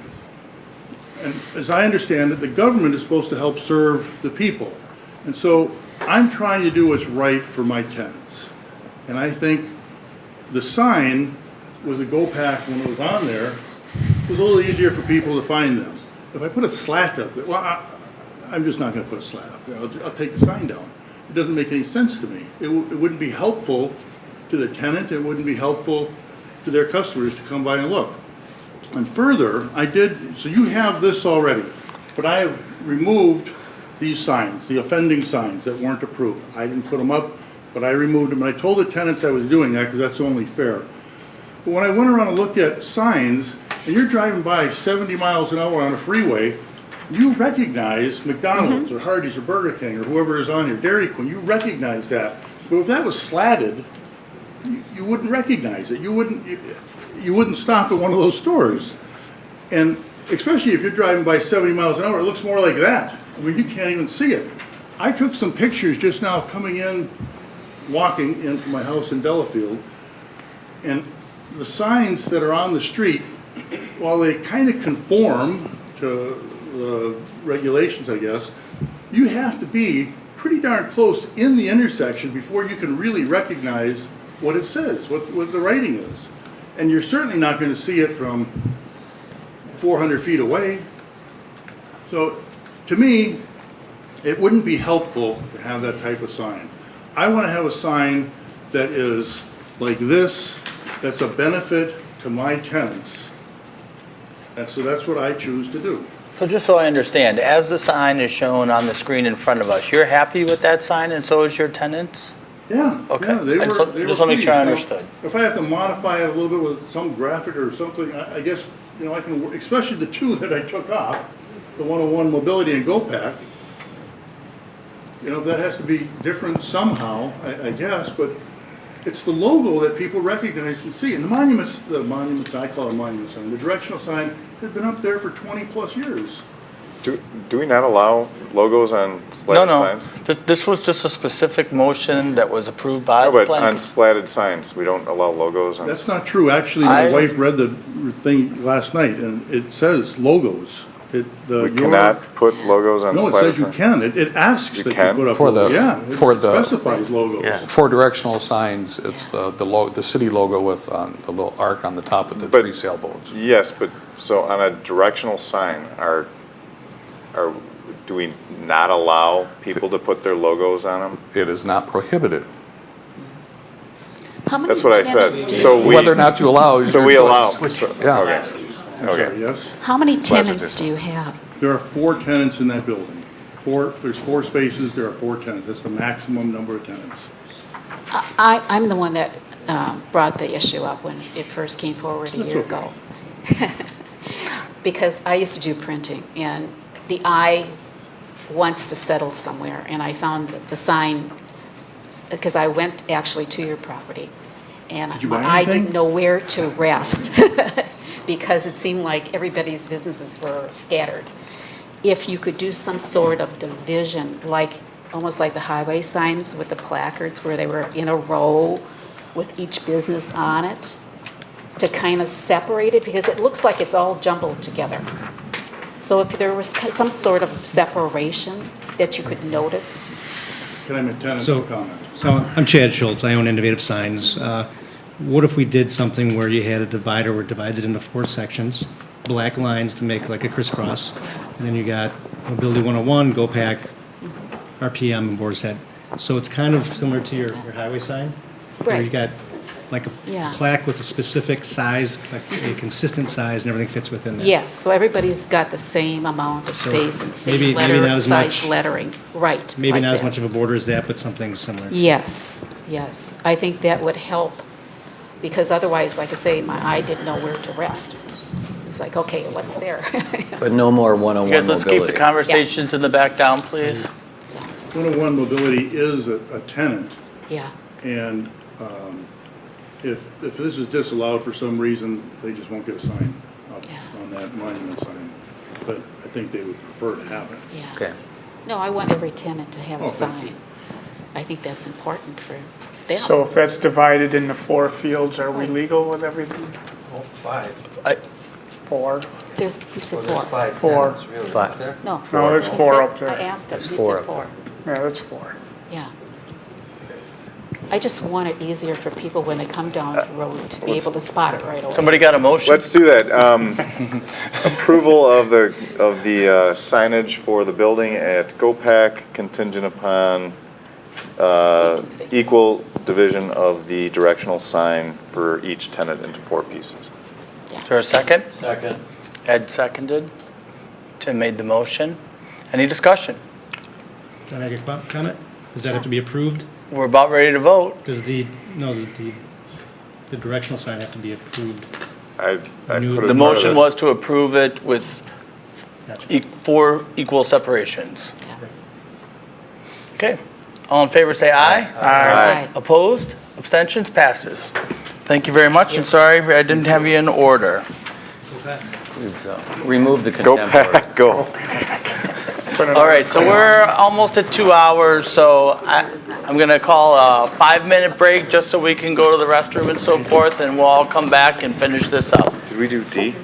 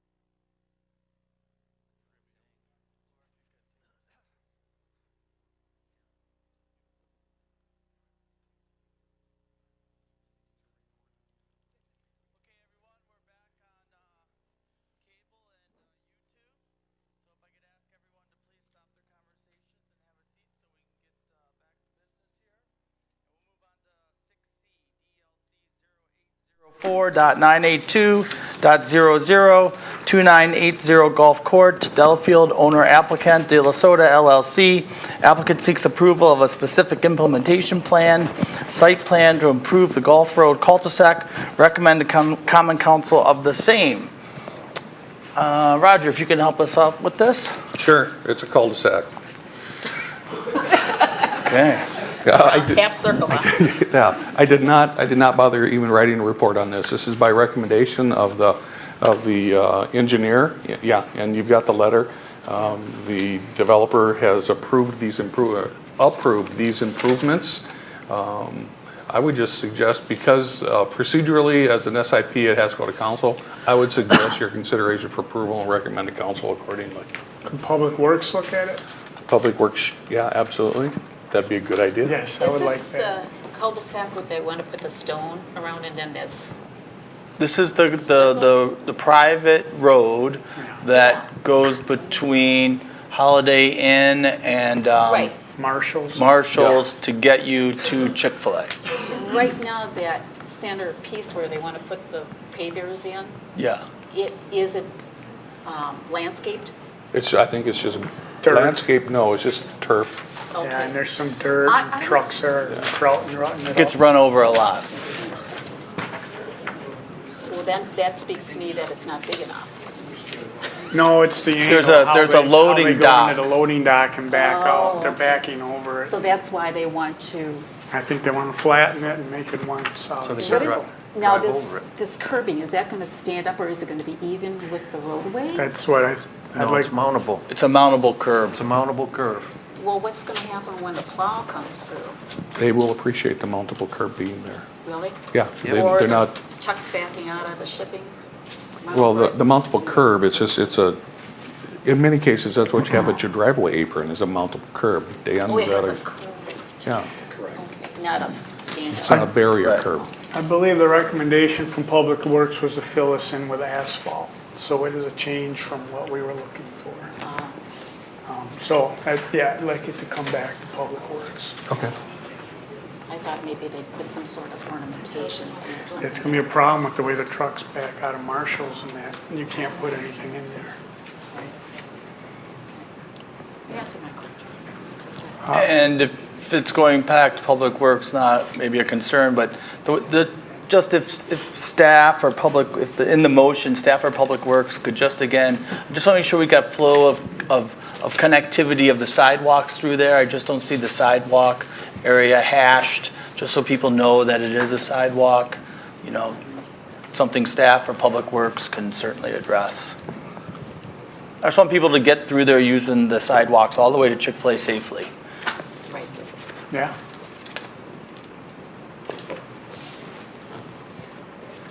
So do we need a motion on this contingent, or do we just come back? No, you need a motion to recommend it to council by way of DPW. Motion to recommend this proposal to the Common Council contingent upon review by the Public Works Committee. Second. Any further discussion? All in favor say aye. Aye. Opposed? Abstentions? Passes? Dave or Ed, did you which one? Dave did. Okay, 6D, DELC 0799.984, 0799.984.001, 0799.984.002, 0799.984.003.004.005, 147, 150, 163, 166 Tomahawk Trail. Could you repeat that? DLC 0799.973 Indian Spring Road, DLC 0799.983 224 South Genesee Street. Owner Rock River Properties Holding LLC. Applicant Jerry Erdman and Dirk Dabenik. Applicant seeks preliminary feedback on medical campus development proposal. It takes me so long, you guys get up there before I can finish. Yes, sir. So Roger, you just want to give your overview? Sure. In my report to you, this is, again, it's a preliminary presentation, so this just kind of touches on the major issues.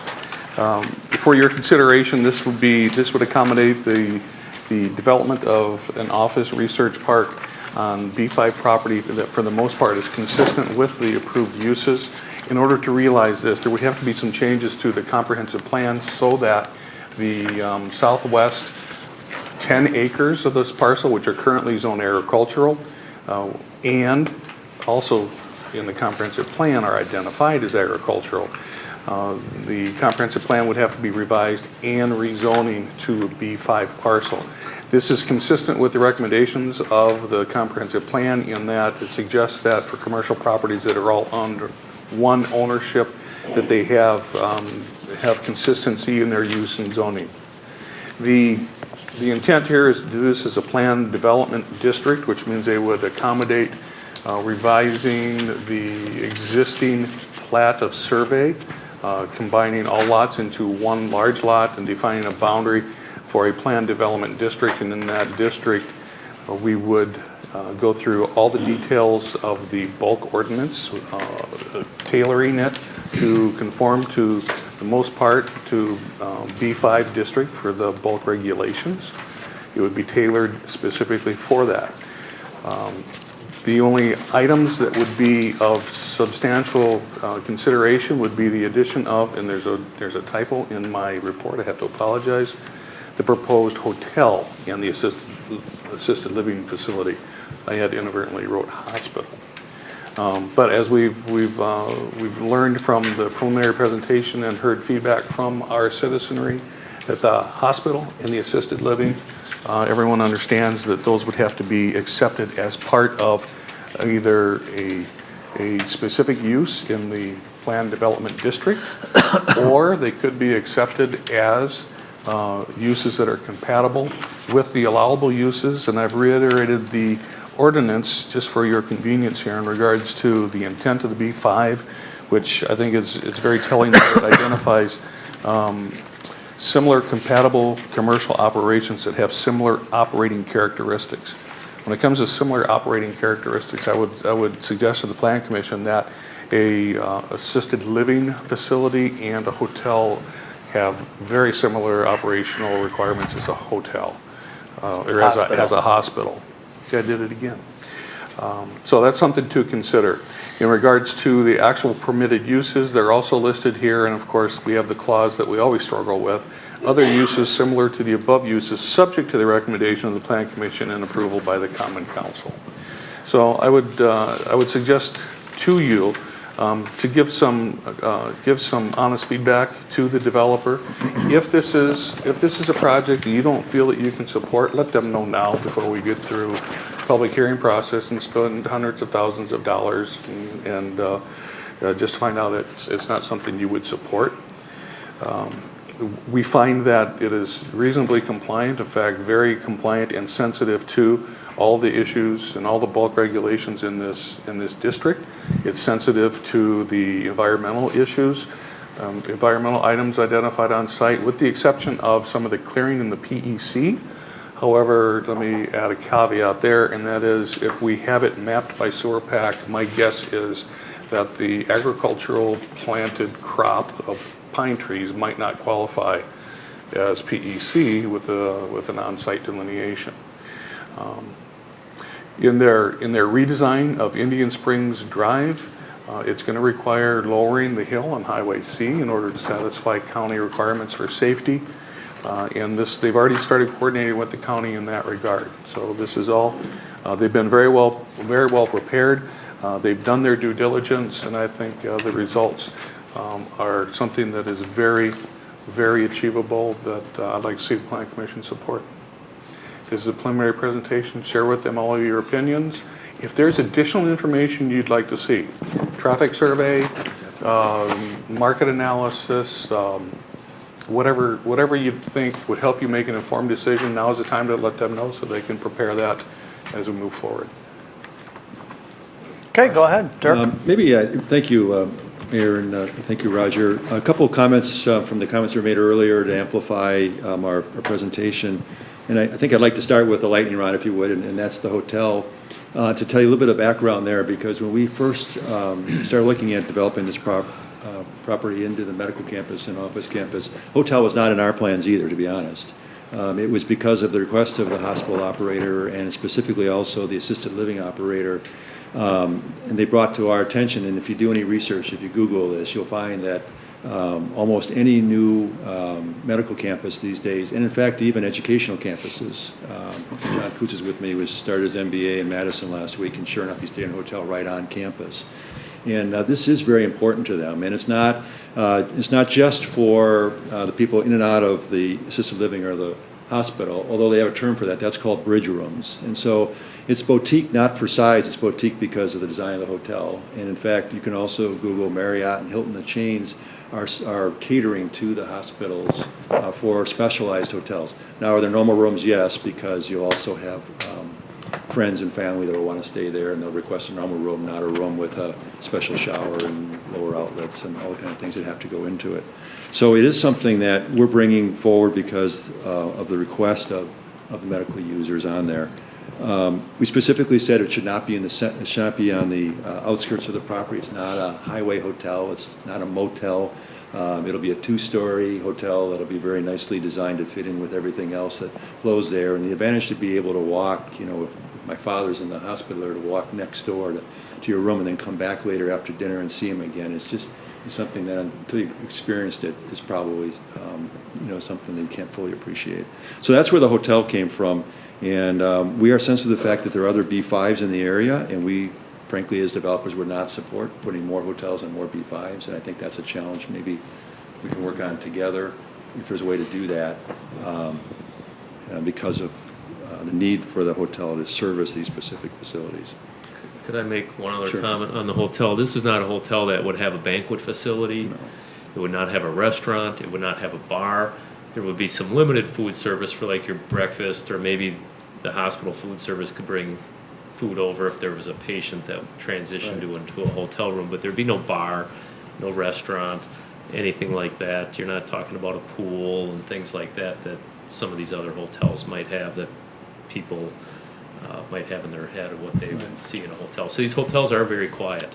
One of the things that we're trying to do as we move forward with the whole medical concept, besides bringing the medicine to the community instead of going to the medical complex, is trying to figure out how to be more cost-effective and efficient in delivering medical service. And this is exactly why they have these bridge rooms. So you're in either a hospital room or an assisted living at thousands of dollars a night. And if you can come out of that into a hotel for $200 a night for 2 or 3 nights, and then you feel safe and secure to go home, that's the concept, and that's what these people want to be able to do. And that's what the hospital and the assisted living want to be able to offer to their patients. That's some more background on the hotel. Maybe 2 other quick comments. One is the water impact. We're extremely sensitive to that too. We just want to assure you that we have a lot of work to do with that, and we will hire the right engineers. As Jerry's pointed out a couple of times to the neighbors, we, through the DNR, will pull all the well logs, both for the neighbors as well as the city here. And we envision probably, we don't know yet, we haven't engineered it, but there'll be most likely 2 deep wells, and they will be managed by actually, I think it will hopefully be Jerry's firm that'll manage all this long-term as an integrated community. We also made brief mention earlier, we are working with Matt Newman, who's kind of the solar expert right now. Our goal is to make this campus as solar friendly as possible. We have a plan also, if we can get there with re-energies, to do an integrated system. Right now they don't allow that if you're serving each building, but Matt Newman's all excited about helping us with that. One last comment before we go to questions. Maybe I can fend off some of the questions on the TIF. Again, like the hotel, we didn't come to this parcel wanting a TIF. I've done 1 TIF in my life. It was an area-wide TIF in a speculative development, and I would never do that again. I would advise against it. However, we went to see the county, and specifically our county executive, and we talked about this development. They want Highway C improved, and they looked at me and they said, we will do a TIF. We'll help you do a TIF here, because we want to be able to get their input into Highway C. We got to work with them. And we specifically said, well, it has to be a short-term TIF, and it has to be a specific purpose TIF, so it's not a general development TIF. And this project is not speculative. We believe that before we'll go ahead with this project, that we'll have somewhere around 75% of it all fully leased or sold. There might be 1 parcel left yet, the one up front here, although we're getting a lot of calls right now on some local users that actually would like to go into that front office building, so that might be going as well. But the point is, if there is a TIF, it'd be short-term, it would pay off quickly, and it's not a speculative development that, you'll end up with a long-term TIF on. And it'd be single purpose for that road. I think those are the four main issues that I wanted to offer. Well, I'd just like to thank you for considering this parcel and coming to the city of Delafield and at our staff level and meeting with the citizens. You've been extremely willing to do that, and I just want to thank you for all the effort you put in thus far. My pleasure. Thank you, Mayor. I was at the meeting last week with MSI. Yes. I was really impressed. For the first time in 46 years that I've lived here, I have fought many battles over this corner. I was impressed by the fact that you respected the land, which is really important to us because we're right on the doorstep. We actually consider ourselves an extension of Latin Peak Park, where we live. You respected the neighbors in the neighborhood and the size of the buildings and the height of the buildings and that. You're not going to go any higher than any of the two-story homes in our area, which is great. I like the plan. As far as the assisted living, and I've spoken with many of my neighbors, to us, the assisted living is compatible with like a hospital, so we don't feel that that's a problem. Why we object to the hotel is because it's not within the zone. And we have fought this battle, and I even hired a lawyer in the past to stipulate to the city that it's not in the zoning, there's no conditional use. What we have always feared is that if we let one item in that's not within the zoning, it's going to set up a domino effect where the rest of B5 is going to wind up being something that we didn't approve of when it was changed to B5, because we fought it then also. Otherwise, the hospital, for the hours thing, it's in the zoning. So that to me tells me that when it was written, they knew when they approved a hospital, the hospital is 24/7. So I don't have a problem with the hours for the hospital or the assisted living, is what I'm hearing. Because the hospital is in the zoning, there's no question about hours. I don't know of a hospital that goes 9 to 5.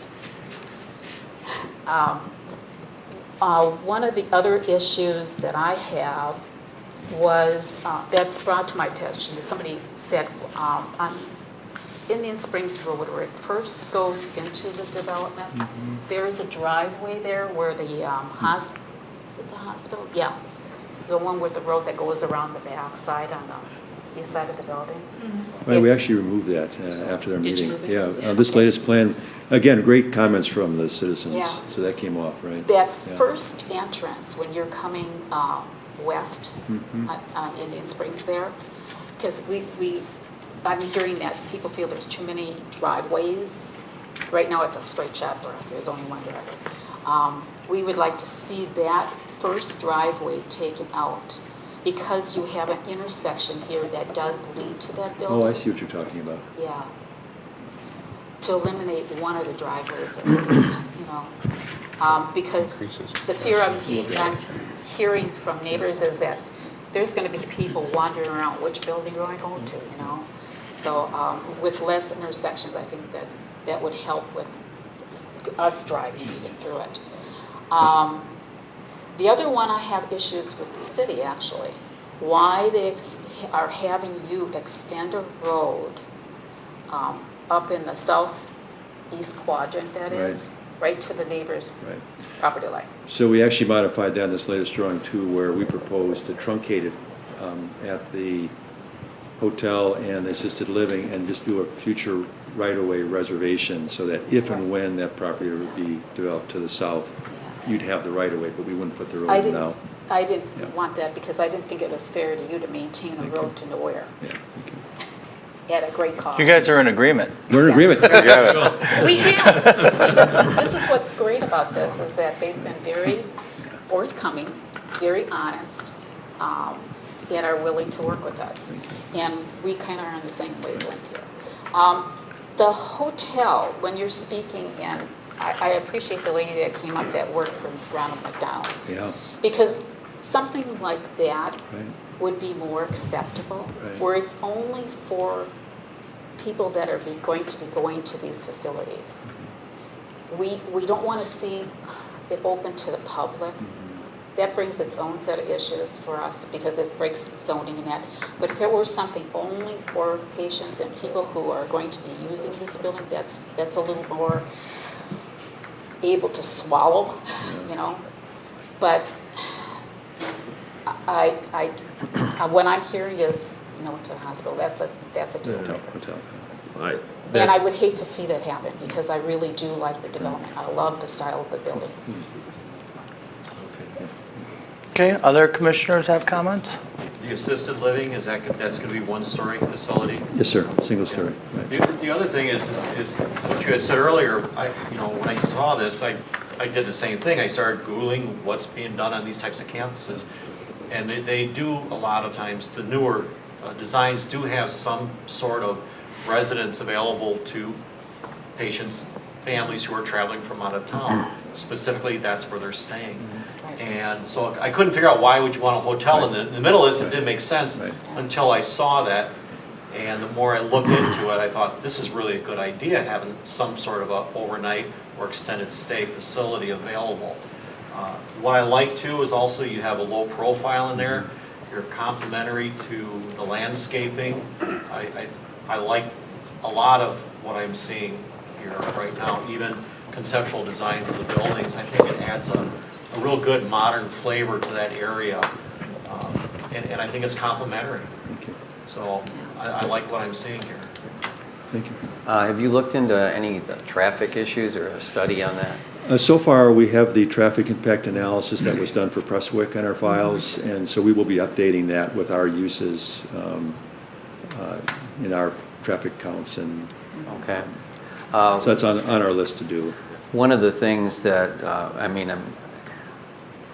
I know procedurally, Laura's brought up some good points about the hotel, and I think it's really critical that the hospital operator initiated the discussion because he or she is much more familiar with that particular service than any of us are, and would give you a grassroots understanding of why it's needed.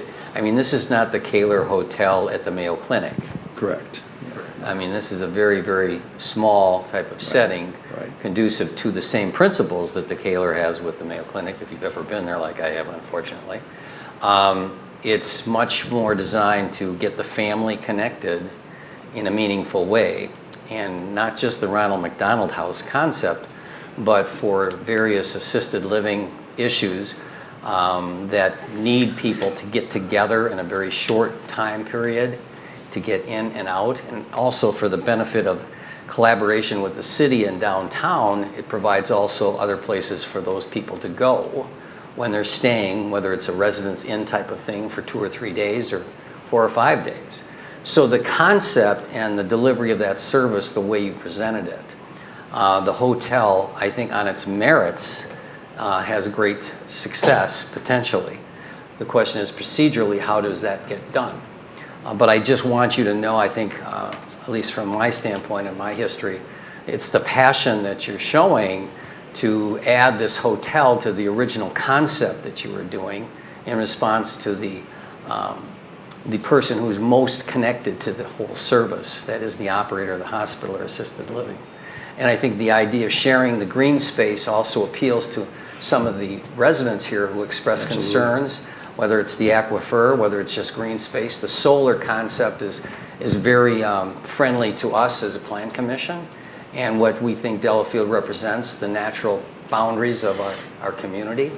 And you're in a great situation near Lapham Peak where people can actually get out and have meaningful walks with their people who are under a lot of stress and a lot of difficulty. So this has therapeutic benefit way beyond just having a building and meeting 2 stories. It's a value that I think the city of Delafield and its residents can embrace and would support, and I think you've heard that. Even people who in the past have opposed this particular concept or use, they're embracing what you've done. You've reached out in the right way to collaborate with the community and in particular the property owners who are affected, as well as the rest of us. So I think it's that research that you're doing, embracing the concept of what the hospital is telling you and utilizing it to bring to our table something that's very meaningful, and I think... So Jim, what are the specific requests you have for the applicant the next time they come?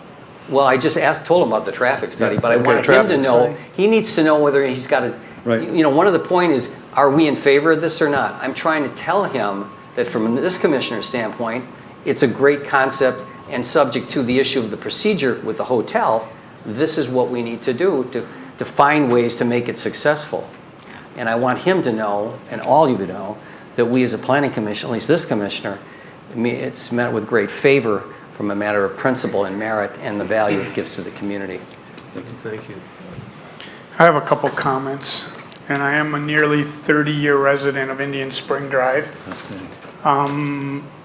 I would, in your narrative, you talk about paths, and I don't see it on the map. I'm sure it's coming. It's coming, yes, sir, yeah. But I also say you'd be surprised at how many people walk Indian Spring Drive. I'd like to see a path or sidewalk along Indian Spring Drive. Absolutely. Out to sea. Because long-term, I'm also an engineer with the DOT, we know that interchange is going to be revamped. Right. And we'd like to see that walkability to downtown. Absolutely. Because at that point, we'll put a bridge in that will have sidewalk on it. And along those lines, many years ago, probably, I don't know, 10, 15 years ago, I was asked about who controls the right-of-way of Indian Spring Drive. I went to our plat experts in our office, and they couldn't, their plats showed DOT does. They could not find any document that conveyed that right-of-way to the city of Delafield. I believe Tom asked me for it many years ago when we were looking at maintenance of the old parking right lot. So you may have to deal with DOT also. So we ran into the same thing. I've contacted the title company, and they said they couldn't tell us. So we're going to have to get a meeting with DOT and with you all and Hash it out. hash it out, right? Because it's not. It's government to government, and there's a solution there, but I don't think anyone could find the document that said it's Delafield's. Very title can't find it, so. Yeah, and maybe it didn't exist. No, maybe not. It may legally, well, the underlying right away is with the state. Thank you. Sure. That's a good example of some of the other things outside of the drawings and the buildings that we all, staff and the applicant, have a lot of work to do to get our arms around. Absolutely. I would comment, is we very much want walkability, so Indian Springs Drive has to have a sidewalk. I'm not sure one or both sides yet, we'll have to get into all of that. And then how to connect it to downtown, and it'll probably be a temporary connection for now, right? Because until the bridge is improved, you're not gonna get, I mean, literally we talked about cross-hatching over the on-ramp, which isn't acceptable to anybody, but realizing that's probably the best we're gonna get right now, and then work that plan though. Otherwise, I'm sorry, I am in favor of this. I like what I see. Go ahead. Yeah, I'll make a couple comments. I was fortunate to have some backstory to this because I was in the 2 plan staff meetings with you, and I appreciate, I mean, you really absorbed the feedback, and one piece of feedback that you definitely got was, yeah, the hotel is something we have to, that's going to be a hot button, and then we're going to have to figure out a way to accommodate that or rationalize it and make sure that it's the right fit for the right spot.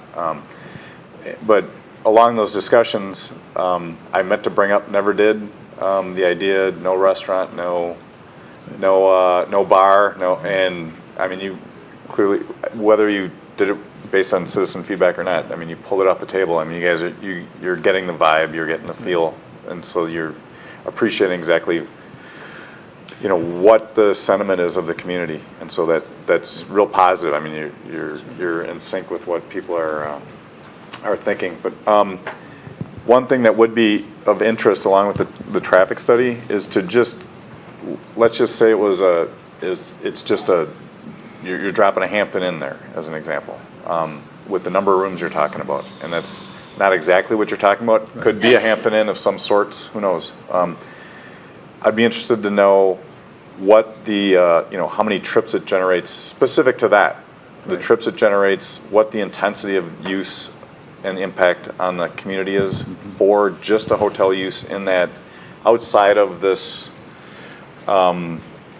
expectation that it's geared toward the hospital. Let's say it's just, let's say it's all just offices and it's not even catered to the hospital. What would that do to that street? What would it do? You know, what could people expect out of that kind of use? And whatever form that takes, you know, primarily it's, I think trips the demographics of the use based on its proximity to the interstate. Is it people all from out of town? Is it, you know, I kind of get what I'm saying. But again, in seeing how many times at the plan staff level, and I've only been involved with this for 6 or 8 years, there's been a dozen some speculative proposals for this property, and hardly any of them were as eyes wide open as you are with the challenges of the property. And it's really positive to see that you get it and that you understand the costs, and you're not embracing them, but you're dealing with them. And I think that's a good thing, you know, so that you're not being defensive about, well, I didn't know I had to pay for that. I didn't know. And so I've always, and with a previous mayor or mayors, one of the things of saying what would be ideal here, what would we think would fit. Something like Bishop's Woods in Brookfield came up a lot, and it's sort of a quiet little nested office complex, and this is not exactly that, but it's close. But that's, for lack of an exact template, you guys came close. So that's, I think, like I said, you're in sync. So I think I want to see something work here along with what you're proposing. Also, I think Mr. Wisher, his letter sums up a lot of in a nutshell, the concerns that I think, you know, I share with them and they've shared with me over time. So yeah, so you know, keep that on the top of the pile as far as things to consider. And along with that, you know, he mentioned setback, prior consideration to property owners along the south and then the east border there. Gave a decent amount of a very generous amount of setback in a proposal that failed. So whether it's setback, screening, landscaping, berms, that's something you gotta sell and promote as far as the neighbors are concerned. And it just popped into my head too. I'm right in the vicinity of Rogers facility on Oakwood Drive. It's about Mill Road and Oakwood, and it's a 24-bed facility for eating disorders, and it's right in the middle. It's a CBRF, right in the middle of a residential area.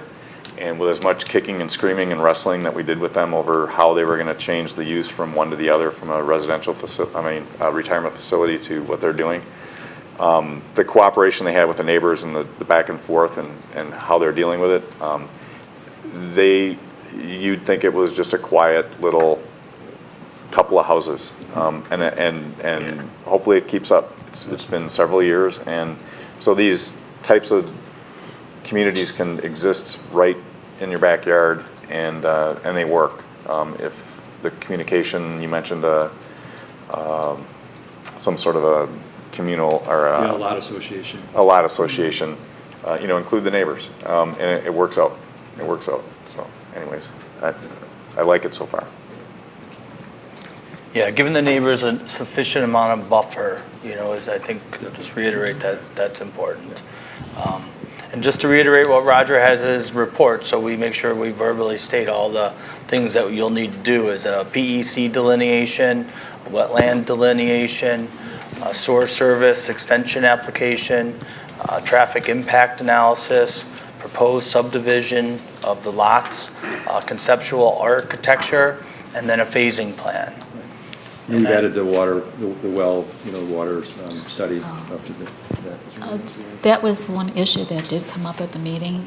The neighbors would like them to carry an insurance policy for the neighbors' wells.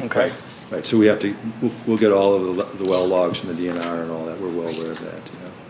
because they're all on very shallow Yeah. wells. I think those are the ones we were painting. Other commissioners, other comments? This is a pretty big project, you know. I'd like to at least hear one way or another how you're feeling about it. If you don't have a lot of details, just give us an overview, Well- quick. I like it. I like it except for the hotel. I wish it was like a rehab center with extended stay for patients. Dave, I don't think we've heard from you, right? I like it. Okay, Bob? Yeah, I definitely like it too. I'd be interested to see, based upon the size of the assisted living in the hospital, what size hotel would fit perfectly. You said 60 to 90 rooms, just something like that too. Okay. Great, are there any other questions for the applicant? Anything else you wish you were asked that you want clarification on? No, I think we have a list of comments from the neighbors from last week, so I think we're good. Keep up with the neighbors. Yes. So I would Please just say do. one other example, great example, and you know, I'm the construction end, and keeping Indian Springs dry until we've got the first 4 main facilities built. That was a great idea. Maybe we would have thought of it eventually ourselves, but we hadn't yet, and so we keep the communication open for sure. Please do. And then the other quick comment is, what we're excited about is the walkability downtown, to the comment about restaurants and bars. There's plenty of restaurants and bars right here, you know, so let's get people back downtown, and that's what we're eager to do as well. Great. Well, thank you very much for Thank you. coming. Thank you. Thanks for your time tonight. No Thanks. clapping.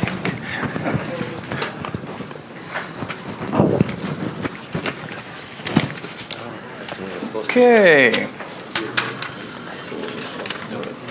It gets rid of 6D, and then we're on to 7A. Text amendment to repeal and recreate portion 17.24, definitions regarding floor area ratio, basement, and average unapproved grade. Roger? This is certainly nothing new to any of us. We've discussed it. We've had it on the agenda now 3 times. We have published for a public hearing and received no comments this evening. This language has been fine-tuned. The accompanying sketches that were distributed this evening capture the intent of the hand sketches that we've been looking at. These will be added to the ordinance as part of an appendix. But I would encourage your final approval and recommendation to the council of the revised language as proposed in the packet.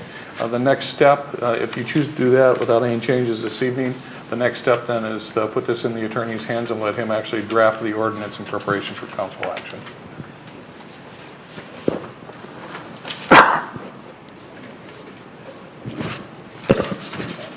So nothing's new from the prior times we've discussed this? The only thing is new is that we've published for a public hearing and asked for input. Again. Again. And I'm thankful for the input we did get, because we did tweak it and make some changes, and, you know, staff worked pretty hard on it, but some of the feedback that we got from citizens and yourself, you know, we did make some adjustments, so I think it's pretty robust. Just have a little clarification. In your drawing, well, in the narrative too, you talked about the average unimproved slope. Yes. And I'm struggling with that. I'm thinking, is that the final slope, or you mean where the slope would have been prior to the house? Very good question, in fact. Because people do step retaining Right. walls. Dave had this question today. Earlier today. But then as you look at the definition, the grade line resulting from the foundation backfill. So we're talking about the grade at the foundation from the top elevation to the bottom elevation. Post-construction. Post-construction. Regardless of what's in between. I know, I'm just wondering if we should, and this is semantics, if we shouldn't call it final slope, average final slope, instead of Yeah, there's a unimproved tells There's a me big difference. what was there prior to them ever digging in the It ground. could have been eroded, right? Sure, Yeah. and when they put in buildings, they change the ground around them, the contours change. So just average slope? Finished grade. No, I really because a like finish when- could be a manufactured. It could be, I really like when Scott answers, because he's the one that has to implement it, right? So. Wait, the finished grade could be what? Manufactured? manipulated. It could be like this. Or have retaining walls incorporated. Right. The intent was to pick a point at the front of the foundation and a point at the rear of the foundation and draw a straight line. Got it. Is the intent. The existing grade. At the plan stage. And you end up with, too late for these arguments. I mean, existing grade is. No, That's no, important. We need it's to never hammer too this out. late. I mean, after the city council votes on it, you can still change it again, but. The state says April, you're bringing this up now? I knew that was gonna come up. I haven't mentioned this yet, but I don't know if I saw it in that light as being unimproved slope. So this issue is important on certain properties, and on those properties, I demand a grading plan, a proposed grading plan. And so, and it also includes existing grades. And so I will have that data. And I think it's important, we probably need to preserve the existing, because that's what's there. Right. These are not Well, new lots, they're existing lots. In relation to this calculation, they can modify the grades. I see what you're getting at, but I wonder if it shouldn't be like average foundation slope or average backfill slope. Well, see, but then he's, again, Yeah, then it this can be is, stealth. I can put, you can put retaining walls in here. Yeah, I That's- know, that- I know. That now is the manufactured or Yeah, final right. grade. The original grade and where you set the building and how this works out tells you how many square feet you can put, you have to count. Now, you can manufacture whatever you want around that. And you would see that because you would have existing grades. I'll give you an example. We have a existing lake property, and it has a little knoll on it, and someone has a cottage and it's built on the knoll. Someone comes to me, they want to raise the building, and they're proposing a new building, but it's twice as deep. And Right. so now this new building's gonna span that knoll, and I either have to go with the existing or the final. And so I don't have an answer for that, so I'm gonna have to bring it back. Or we have to hammer it out right now. Right, and that's what I'm saying could be the problem. Well, I think the picture and how it's worded spells it out. I was just hung up on the word unimproved. Well, if you're not comfortable, we published for this evening. We don't have to take action this evening. This is the case with any of the public hearings. Once we conduct a public hearing, we have 60 days. So if you like, we can make modifications and bring it back, or you don't have to Sure. take action this evening. We could bring it, you could think about it, we could bring it back next month without any changes. It's whatever. Come you back with a decide. solution. I'll think about it. Don't promise that. Could you change the wording to make it so that it's the more restrictive of the two, of the finished to final grade, of the unimproved to final grade? Maybe. If you just did that, then Yeah. they're gonna be like, well, damned if I do, damned if I don't. You just have to deal with what you're dealing with. I think it's You know what I gonna mean? be, I think that's gonna be part of it. Like the most Yeah. the more Yeah, the more restrictive of the restrictive. original to finished grade of the two. However that wording would work, then Yeah, that's what we're getting at. I think that's then what we're dealing with that getting at. knoll. We're dealing with that knoll, and it's like they level it. Well, Then you're you gonna know, live you're with still this. you still have to deal with what was there, and if you want to, Of existing and proposed. an existing and final grade. Right. Can we put that in the language right now and make a motion, or is that too hard? Are you good with it? No. Are we going to create some other problem? Let's bring it back next month. Bring it back? Yeah, Just bring give it- Scott just and I bring some it- time yeah, to think on it. Write it down and then bring Right, it back. yeah. right? Okay. Perfect. Isn't the CSM the source of truth on that? It is, but again, often we're taking a smaller house and replacing it with a much longer or larger. And so the grade along the foundation changes between the cottage and the large house. And so I guess I didn't think that through, so I don't have a great answer right now. Okay. Bring it All right, back. so we will bring that back next month. Okay. Measured twice, cut once. I'd rather get it right. I'd like to get it done timely, but we need it right more importantly.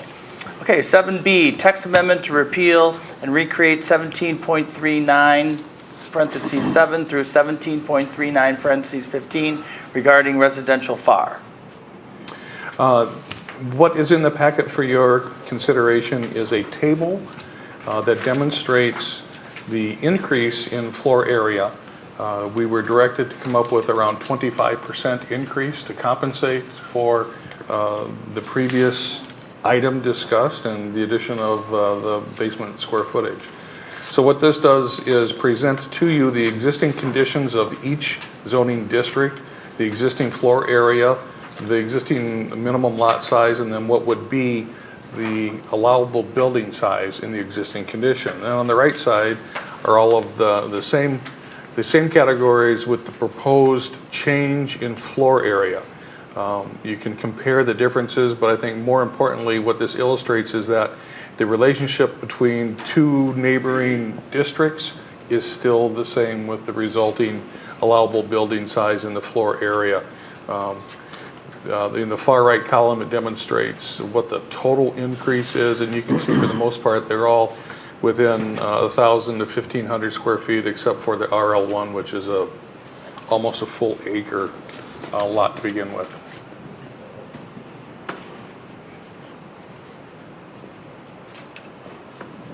And if you like, we can bring this back next month and act on both of them at once. And now you're going to. Sure, but you can swing. I can give you a copy, hard copy. We wouldn't want to pass this before we pass the other one, do we? I don't think so. I think they should be done together. Good point. Just carry them all together. But I like that now you're measuring to the outside of the walls. Yes.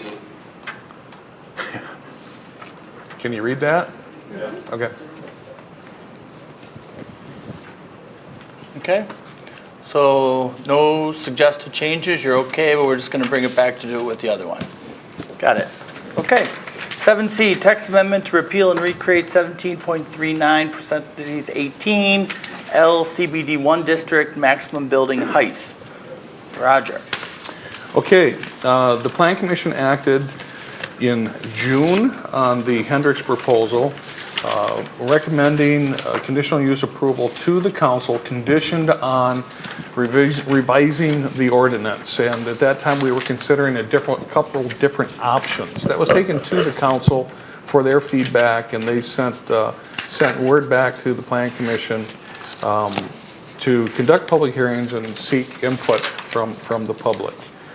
We've discussed this now, I believe, for 3 months in a row. What we have prepared this evening kind of takes into account the necessary changes to increase the intensity of development in our downtown. I think what is unique about it is that we are attempting to increase the allowable building height. In doing that, though, we are negating the previous or the current option to extend height. In the CBD1, you're going to get one maximum height, none of this additional setback for additional height. You're not going to do that in the CBD1. Makes it much cleaner, I think, to understand and for developers to understand what it is they're responsible for building. We have proposed a maximum building height of 55 feet, and that 55 feet would be, and this will be another portion of the ordinance that we will be reviewing in the next month or so, is in regards to building height. We're going to modify the building height so that we have one standard building height. We don't have averaging or the difference between gables and flat roof. We're going to have one height. Dave has been very helpful with his architectural knowledge on that, and Scott concurs with the suggestions. But that is not on the agenda this evening. What's on here is just the bulk regulations for the CBD1. More importantly, we also take a look at, in the CBD1, maintaining the maximum 3 floors, but allowing the 4th floor with some additional improvements. And those would be quality improvements that we feel would be necessary to support more intensive development. The 4th floor could be allowed if underground parking spaces are provided, either underground or at grade, equal to the allowable parking ratio identified in 1752, which is our standard table of parking ratios depending on the use for the 4th floor use.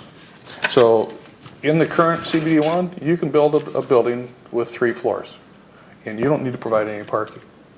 With this, if we allow a 4th floor, you will provide parking at a determined ratio depending on the use. Now, I did get some comments from plan commissioners in regards to this. In specific reference to the Hendricks building, what they are proposing is office on the 4th floor. And that office ratio is 4 spaces per 1,000 square feet, which in their proposal, they satisfy that. However, after the building's built, that space could convert to retail, in which case the parking ratio is 5 spaces per 1,000. And that could happen in any building that's built into downtown. And in doing such, I think we might want to consider not so much assigning the applicable ratio, but rather assume the worst case scenario and just declare that it's got to be 5 spaces per 1,000 square feet for that 4th floor. One of the other items here is in regards to the setback. And again, since we're eliminating the possibility of extending building height, we're not going to mess with the formula in the CBD1. They're going to be given 1 building height, and they're going to be given 1 building location. And that is, you have 0 lot line development, which is currently allowed, except if you go to a 4th floor, we want a 20-foot setback from any of the collector streets. 20-foot setback would essentially be equal to an additional 10 feet that we're currently employing in the ordinance. But what it would do is realize this increased setback on our collector streets. Genesee Street, if you can envision in time, would have an additional 20-foot setback from the edge of the right-of-way to any of the buildings in the future. And by declaring that we are going to employ this on all collector streets, well, the collector streets are Genesee Street, Milwaukee, Main, and Wells. In other words, it's every street in the CBD1, with the exception of Mill Street down on the river, and Dopkins, which skirts the side of it. So this Genesee is not considered an arterial? It's hard to believe. Oh, no, Genesee is an arterial, Yeah. but it certainly qualifies it. That's a good point. I'm just wondering if we should Collector or mention arterial. that because, yeah. Yeah, because over time, even the others Collector. could change to arterials depending on categorization. And one of the logics behind that is site distances for intersections, which, They've always been. the Public Works Committee is definitely going to have, concerns about it. Also creates uniformity throughout the downtown over time. Because it's, we have, as one of the citizens mentioned, these changes, in theory, are something that's going to last for a while. So we have to think ahead to the next development and so forth. What I found really surprising, kind of eye-opening this evening, is Mary Daniel explained to us that the Hawks End was built 3 floors high in 1846. And 150 years later, we haven't yet gotten over the fact that we maybe want to go higher than 3 floors. Don't forget about the mill back here too, that's 3 floors. That's 3 floors too. And How high were that's those older, I floors? think. Probably. What was the height of those floors? Oh, that I don't know, but. I'd like They to were know 8 too. foot, that- 10 foot, 12 They were foot? probably low ceilings, they're probably 10 Oh, foot. yeah. The mill has high ceilings, so I Has think to. that's a Well, it pretty has to. tall building. It has I think it would surprise you how tall that is. So we have struggled with this, gone through it, taken our time to try to anticipate any unforeseen complications as a result of this. And we've run it through the administrator, the mayor, myself, Scott, a couple of plan commission members, the attorney. We think it's something that's workable in this fashion. Roger, is there anything in our ordinance that prohibits parking ramps, like multiple levels above ground? No. No. Because there I've seen isn't. some developments where it's internal, you don't Right. see it from the road. Right. Yeah, And you can. right. Okay, I was just curious on First that. ground level is parking, yeah. Matter of fact, in a condo walk on the Isthmus, Draper Hall is built like that, the condos, where the parking is underneath at street level, and the apartments are above, or the condos are above. Do they have, is it bermed up against the parking, or you can actually see the parking? You can see the parking. Really? Okay. They have partial walls, like 3/4 walls. Oh. Yeah. Well, that's something we can consider and. Well, that's actually in the ordinance already about having parking on the street, between the street and the building. I mean, you could read into the ordinance, say you shouldn't have a parking lot on the street, right? I mean, on those main streets, or no? You're saying you can't count that as parking? Well, no, you On can count it street. as parking, you would satisfy this particular proposed change, but you're not supposed to have parking facing, That's not in the zoning main code. That's one of the elements in the downtown development plan that was drawn up in the 90s. no, isn't it in? As a matter of fact, it requires that you have a parking screen or even a masonry wall in the CBD1, CBD2 between parking and the street. And the roadway. Yeah. Okay. I think the new condos that they built on the lake where Spinnaker's was, how they got around that. They have like a knee wall. It's pretty high between the sidewalk and the parking lot and that. I have a couple suggestions to the ordinance. Sure.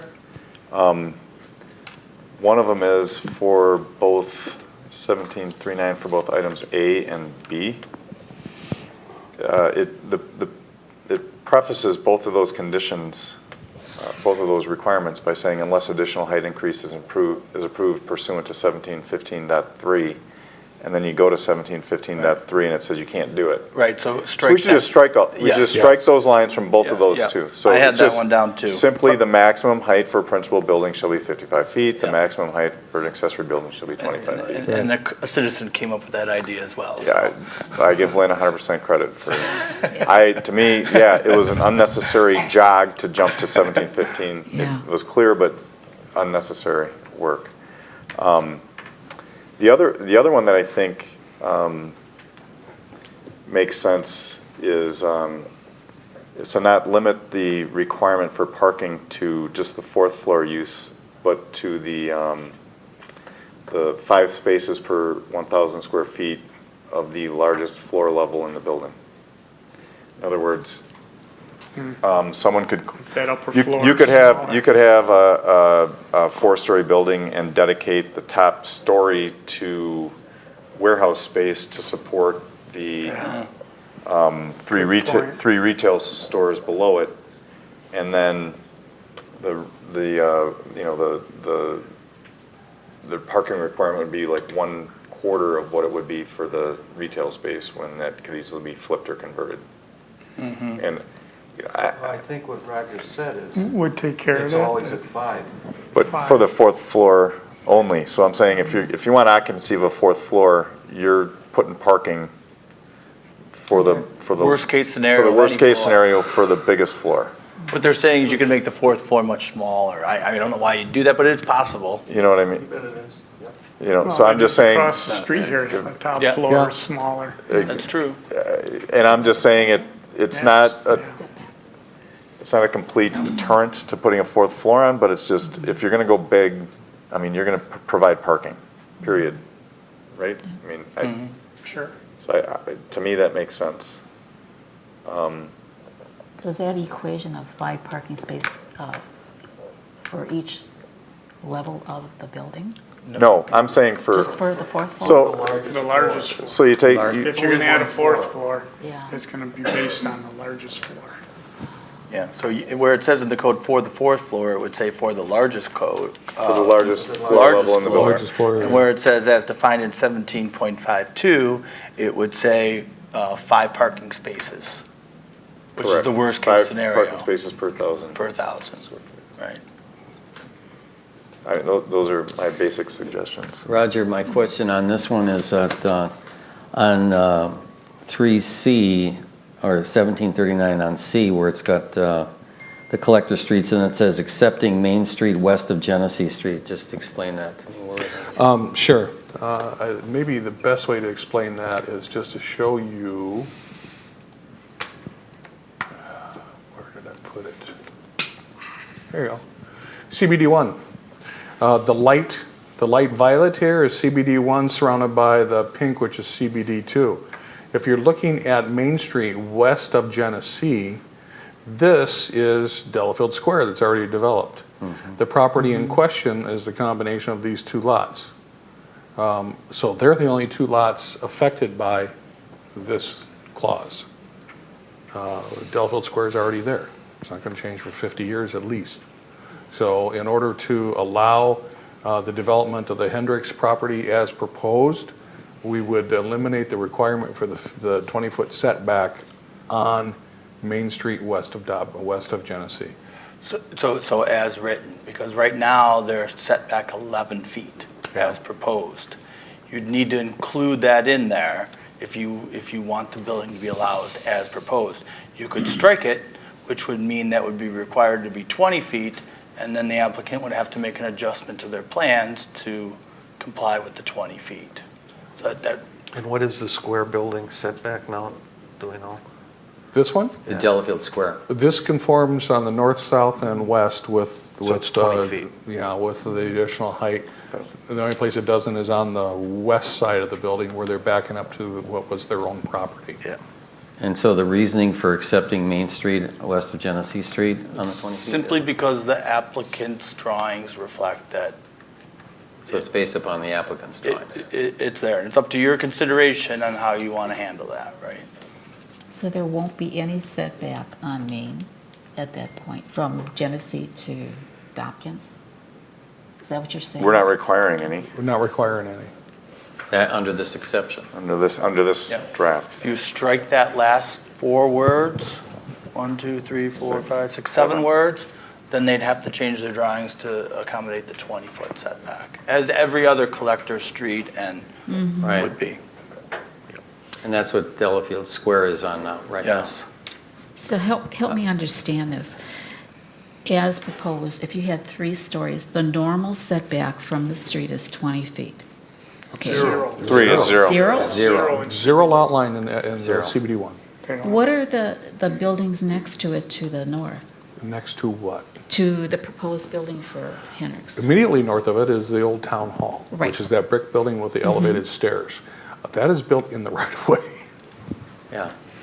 Yeah. It's non-conforming. Is non-conforming. Immediately to the north of that is it's relatively new. It looks like a residential house, but it was built, I'm guessing. It was representative. 05 or 06. It was originally the Delafield's first doctor's home and office, and Lang tore it down and built it again exactly like it was before. Yeah, it probably, and I don't know exactly. I'm going to I guess had- maybe 10 feet. It's not huge. If you eliminate the porches though and the stoop, the building itself though is set back. Well, the porch counts. Counts. That's, Yeah. That's The gotta be stairs part do. of it. But there's still Stairs don't. somewhat of a walkway there. It's, Not much. no? So what you're saying is that if they do a 4th floor, they only have to do it 20 feet on Genesee, that Right. otherwise it's going to be 0? Yeah. Right. Yeah. Right, that's what the current That's what current code code is. Which they're allowed to do that now. So although I like what Hendricks has proposed, I think if we have an exception for accepting a street of a short distance like this, we can just start putting commas in and start amending it and create a list of where we're going to accept future businesses. I mean, future proposals. I mean, I get it, but I mean, I'm not particularly comfortable with an exception for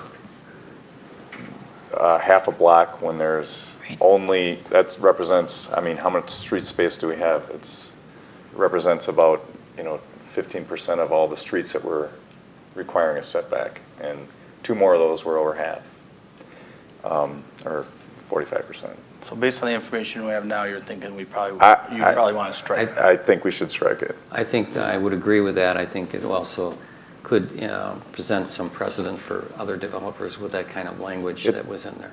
I mean, we're Because they'll be clearly, shooting for other language, like a slippery slope, saying, well, you accepted the 20 feet here, you accepted that here, why not accept this? It's reasonable, substantial evidence show that, and all of a sudden you're up to an appeal. well, and the route we elected to pursue here with all the options we had was not to exercise special exceptions. Right.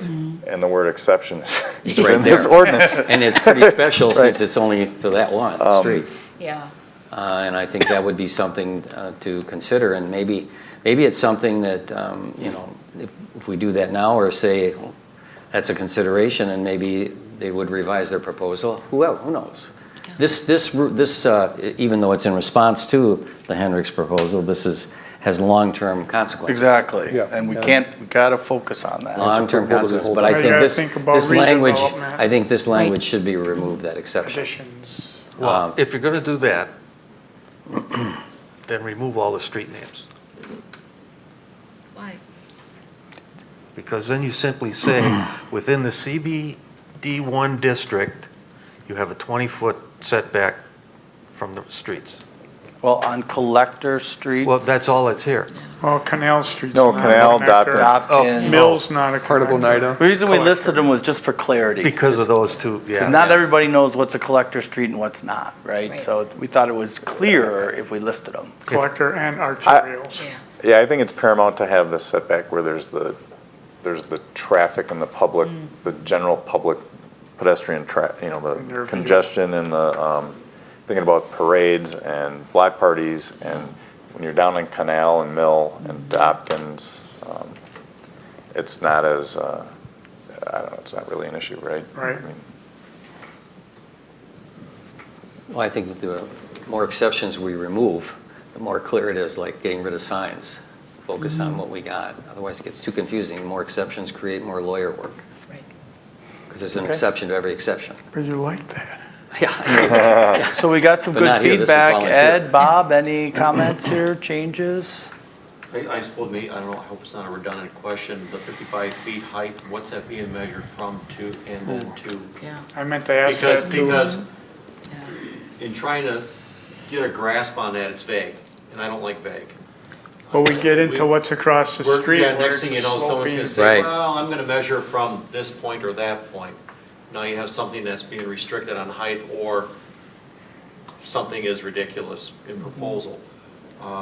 In trying to find out what other communities have done in their municipal codes, one comment was looking at from an average national grade to the highest point, we talked about this last month, the top plate of the building. That makes a lot of sense, because you have a start point and you have an end point, you have a value. Now it's easy to figure out what's being accessible to any developer or any building that's being proposed in the area, or even in addition to an existing building would fall under that. So at what point are we going to be starting and stopping? I'm unable to answer that now, other than just to reiterate what we already have in the code. But we've already begun discussions and drafting language that we'll bring before you next month, that will give you the exact terms for that. What we're thinking is try to come up with an understanding of how we are measuring the height, which is currently, the average across the face of the building, the average of the two grades. So if you have 35 here and 39 here, the height of the building, the average is going to be 30-some foot high. However, we also have, this is kettle moraine, and half the buildings built have retaining walls anymore.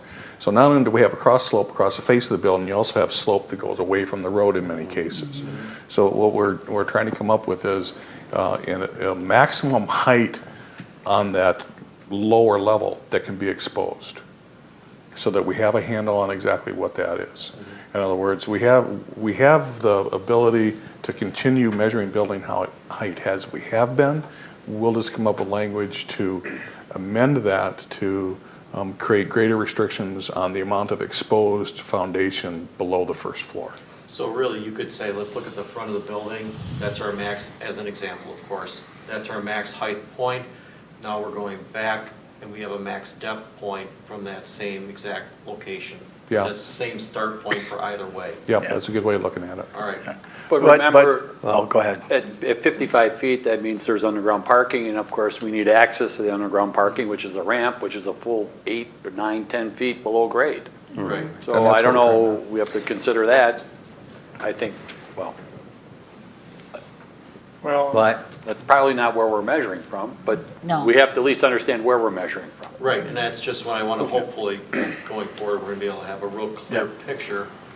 That's good feedback. We've gotten some of it already, and we've already started to work on it. are we gonna I will- accept steeples and turrets and? It's still in there. Yeah, if Yeah. you're going to the top plate, then you can build a steeple, you can build whatever you know, And as that's long in as the it's not- code already. It's Right. architectural Yeah. protection. Right. But so what's unclear about the height measurement now as far as along the sides? We say along the sides, so right now, as far as enforcement, you would be judging that along any side, correct? Pretty much. Pretty much. And you're talking about the average of the existing elevation at what, street level? Is that, I forget No. what the code says. What does it say? Along the foundation. At the face of the building. The face of the building. Has nothing to do with the road. Okay, so right now, is it enforceable right now based on what we have? Isn't it? I mean, to me, it seemed like it's something that's a tangible measurement that we can measure today. Or where is our code lacking this minute as far as measuring the? It doesn't. Where it you doesn't start give us- from? Yeah, it doesn't give us any guidance for that exposed foundation below the first floor. Such as across the street where the parking, part of No, the parking ramp is. because we're asking to sticking put above. parking in, and then they expose it, and we say, no, your building's too tall. Yeah, Right. we have to get a handle on it. Does that- It also has to but is apply that- but- universal. we It's not currently- just to this building. But you said it's below grade. We We're measuring currently, from grade. well, the code currently states that we're supposed to measure building height from the average side yard grade. From front to back, you pick a point, and you measure up to the structure. So if you then dig a parking ramp, you're not changing that measurement. Well, I'm just telling you, if you're gonna go that tall, you're gonna have underground parking. If you're gonna have underground You're parking, gonna we're gonna have a ramp going down. And you're So gonna make the We building just taller. want to acknowledge that. Yeah. And also, building will depending be on how much taller. space you have. And the building's you can- taller. You have to You give can them an berm a lot allowance of for dirt that up ramp. against the foundation, and we've already discussed that as well. I studied two communities, local communities, and they each do it different. One of them measures, if it's a slope, they measure at the top of the slope up. The other one measures from the other end, and that didn't make sense to me. Measuring from the top of the slope up makes sense to me, especially if you're building into it, because what's being exposed is the basement or underground parking. So just to add one more tickle there, where's the front? Where's It's the not front? always obvious where the That's front true, too. is. Well, we would Because rely. In a house, it usually is, but in a commercial building, it's not always obvious. But isn't it something you would rely on the developer to provide that information? Say, we are identifying this. Pick your front? Pick your front. Name one of them. Yeah. I mean, Well, we know where they're gonna pick. We know where they'll be. I mean, that's. Let's get a little more That's just discretion. a Now we're not having question. uniformity anymore. Typically, we ask them for very specific details as to how they're calculating it, so that we can confirm that it matches the ordinance. Sure. Well, we've had that happen numerous times here at Planning Commission where the expert, the consultant is different than our consultant on where that measuring hits. So I think we need uniformity that applies to this, not just this particular structure, but all that would come down the road. I think there's some significant things. This reminds me of our last meeting when we had three options and we narrowed it to one. It was a very productive meeting. And I think that got us to where we are right now. And I think this is the same process that we're doing right now. I think it's been very helpful. But I think there's some unanswered questions. I'd like to be able to have it in writing as projected. And there are a lot of people, it's now, what, 10, 15? A lot of people who are affected by this are probably gone by now, or not even in this. People are still sitting here trying to get a resolution. Well, Yeah, wait a okay. minute, look, No I'm the comments, commissioner, guys. and that's what we're talking about right now. Guys, please, no conversations back and forth. We didn't start this process. This process was started to go outside the code. And we didn't start that. We were living with the code. And so is everybody else. It wasn't until this particular action started to go outside the code and develop new exceptions. So we're dealing with it. We never started this. We're trying to complete it. So I think you ought to think about that before you start making those statements. We've been very patient as a commission. We've been deliberate, and that's what we're supposed to do. That's our job. We have an obligation to the entire community. And some of the folks here who have expressed different opinions than maybe you or somebody else about this project, they're not here right now, and they only got notice of this in detail on Friday, just like everybody else. And I'm saying these are really good, valid questions that are being raised that affect everybody, including other projects or developments in the future. make it uniform, make it consistent, make it in writing so everybody has a say. And there's not going to be any downside to that if we get it done right, and that's what I'm just saying. I would suggest that we do that and have it done so all these things are down on paper, everybody has a way to view it, and get it done next month. This is really has to be done. This is something that's been going on. The comprehensive plan was in 1991. We've had 35-foot heights and 25 feet for decades, and now we're going to change it because somebody wants to get outside of the zoning code. Okay, we'll try to work with you. But I refuse to be told we're causing the delay. We never started this. We're trying to do it the right way. It's a process. The process is important. Okay. Bring it down. So let's not address each other. Any other comments from the planning commission members on this topic? Do we think we're going to have a clear path to a good definition of measuring building height for our next meeting? I think we will. Actionable, and do we think that the comments as far as amending what this proposed ordinance regulation changes, we got those captured? Yep, we do. Is it possible to send those out to, or post them for feedback from the Plan Commission, maybe individually, not as a group, but put them out so that we can respond and maybe even have them posted online so that we can, it's like, this is what was proposed, and before we're 3 days away from the next Plan Commission meeting. In other words, maybe put it on the website in the what's happening now, proposed ordinance update as captured in the minutes. So not just me and the rest of us can weigh in on it, but It's a good question. Honestly, I don't know what the proper process is for that, so my answer would be I'd have to check. Roger, I mean, if you have a different opinion, but we want to get it out there as soon as we can. Yeah. I mean, we're following the process that we've always done as far as making everything public and so forth, so if we can come up with a legal way to do something like that, then we'll obviously try to accommodate that. okay, because my point, I don't want to get hung up on a comma in a month. Yeah.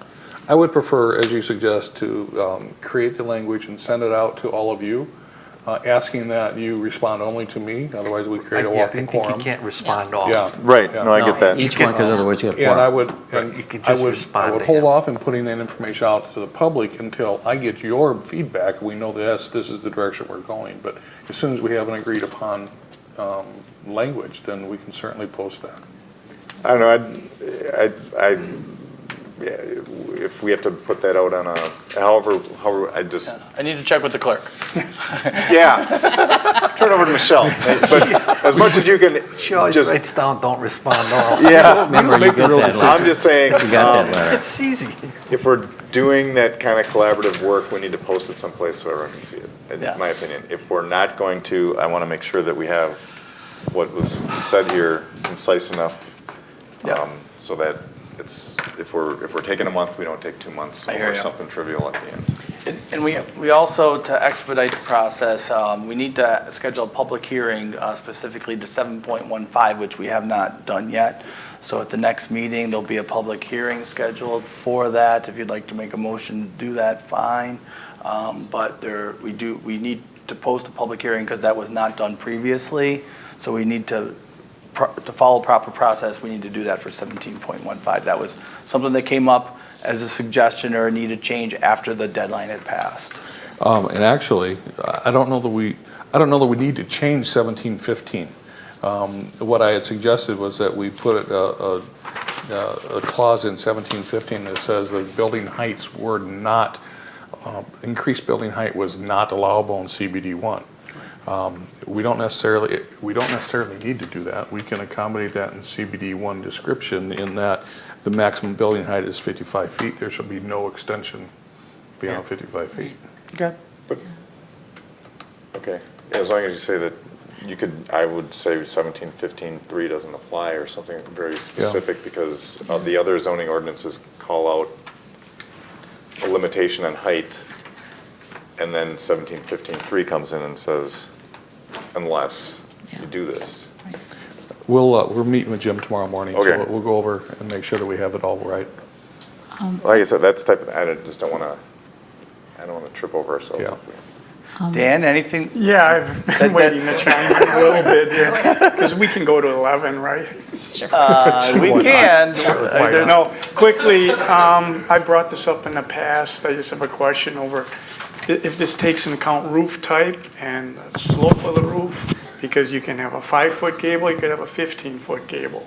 I will defer to our resident architect. Because on we were that. talking about going to the top plate, and now we're And not that- talking about the height of the roof either. Correct. Right, you go on the top plate and that, whatever the roof is, the roof is. Really, that could really add a lot of height. Well, you got buildings down there that are way over 55 feet. When you consider the roof When you pitch. consider the And roof I'm talking pitch. mansard roofs too, where it's almost a wall. Well, the mansard doesn't Trump count tower. because it goes to the top plate. Half of Well, that if you- mansard is a Then I'm wall. fine with it, if that's the wall, the top plate. It's the wall at the outside of the building, the top of it. I don't want to complicate it more, I just thought I'd throw that out there. Sure. Well, but I please think do it now. The slope of the roof and the type of roof. By defining it as the top plate, we have a definitive answer on exactly what the height will be when it comes to the slope, be it parapet or degree the of roof. slope. That's an aesthetic issue, that you have more latitude Correct. to express your opinions about that. Then I'm okay with Yeah. it. Okay, next. I want to throw one thing out there, as long as we're rewriting this ordinance, about the mixed use. I would like to see that become allowed, because I don't remember ever having us deny a mixed use where you have commercial down below. I couldn't hear you, Laura. I'd like to see the mixed-use residential, CU taken out. So you would not need a conditional use to put residential. Right, because with Act 67, a lot of the communities around us that have rewritten theirs, they've taken a lot of those conditional uses out. Because if they see a trend that they're always approving for that, why not just allow it? And you could still stipulate that the first floor has to be commercial. Right. You know? And Which it the would code does. Yeah, what? Which the code does today. Yes, but just take the CU out. It would really simplify it, and it would become more in line with what we're seeing other communities do with their, because of Act 67. So we can definitely look into that. That's kind of a separate topic. Yeah, though, but I thought 'cause as long as we're doing focused this, on, you're going to rewrite sure. it. Yep. Yeah. But It for kinda right now, sets us our on that main path. efforts are focused Right. on building size, Right. dimensions, and location Right. setbacks. Yeah, but I just thought since we're doing this is a good time to kind of Yep. get on that Yep. pace of updating, so that you consider that Act 67. Sounds good. Bob, anything? I guess, we're just talking about CBD1. Just CBD1. So in any given lot on CBD1, there's not a great deal of grade variation, probably no more than 10 feet on any one? Yeah. So when Laura was looking at what other municipalities were doing, either the upper or the lower grade, why don't we just pick one, just say the upper grade, because we're not talking about a great deal of territory here. Well, the description of building height and how it's defined, that applies to all districts, not just the CBD1. Okay.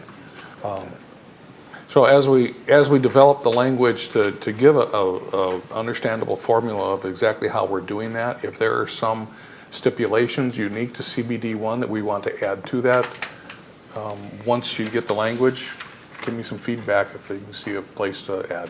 Okay, sounds good. Okay, anything else, folks? Okay, then we'll move on.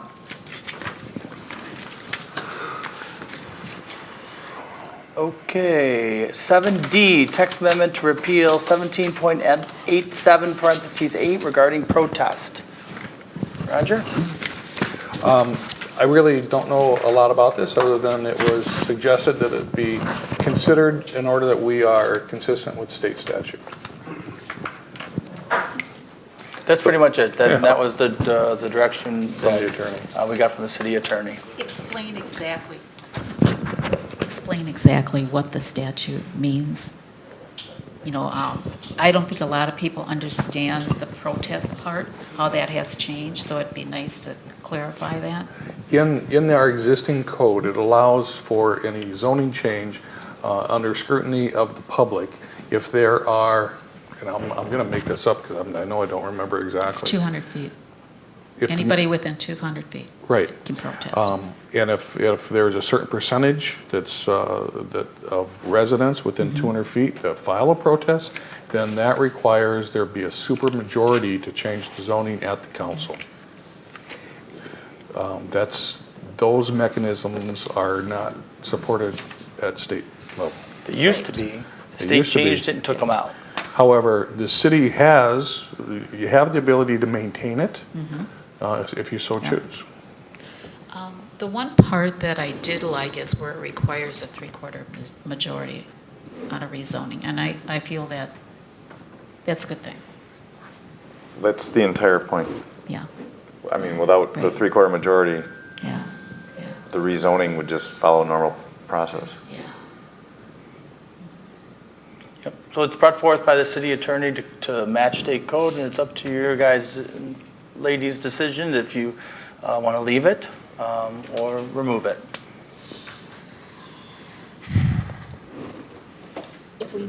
If we leave it, then it's enforced, isn't it? This is a recommend to council, as it is with any ordinance change.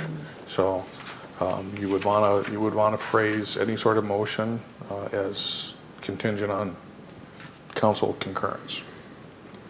The only thing that was brought up in the meeting was, I think, was maybe Linda Holton maybe brought up some opinion that it didn't mean any, didn't have the same meaning. Lawyers can talk about that all day. I think the question is, as a commission, do we want to decide to eliminate it or not, or have another, I'm not looking for another hearing on this issue, but I'm just saying lawyers could disagree all day on it. The question is, what's the impact? If we pass a rule saying we're going to exclude it, then we rely on the state statute to support us. And otherwise, you just leave it go. Somebody's going to raise it sometime, and they're going to say, well, why didn't you raise it at that point and just block it? And so you almost agree that it's in place. I think it was the wording, because in law, every word counts. Yeah, every word counts. Yeah, and I think it was the wording is that what she objected to, Yeah. that it wasn't, we weren't compelled to do it. And that's the way she read it. Right. And there was one word in there, and I totally agree, because I'm very much into law, and I understand that every word. This is a recommendation to council, right? Right. Yeah. They're going to end up making the decision one way or another. Right. And you have the opportunity now to make your recommendation. Or none. If we don't recommend that we change the ordinance, is there any action by council? We're just letting it die here?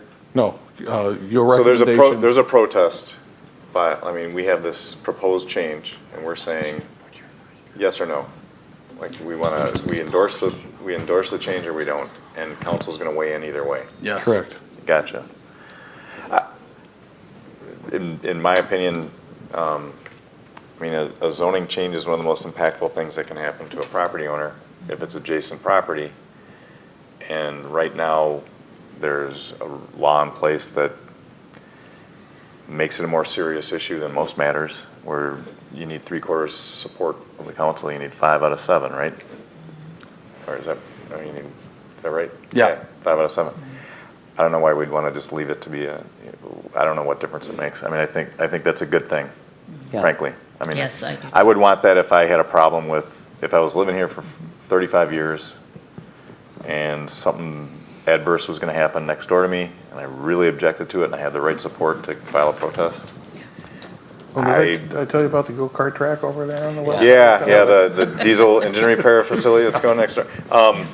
So, you know, I think it should be a hard thing to change zoning, and it already is, and if you get a sufficient coordinated effort to protest it, I think you need an overwhelming majority to support it. And so I'll make a motion to recommend to council that we do not support the change.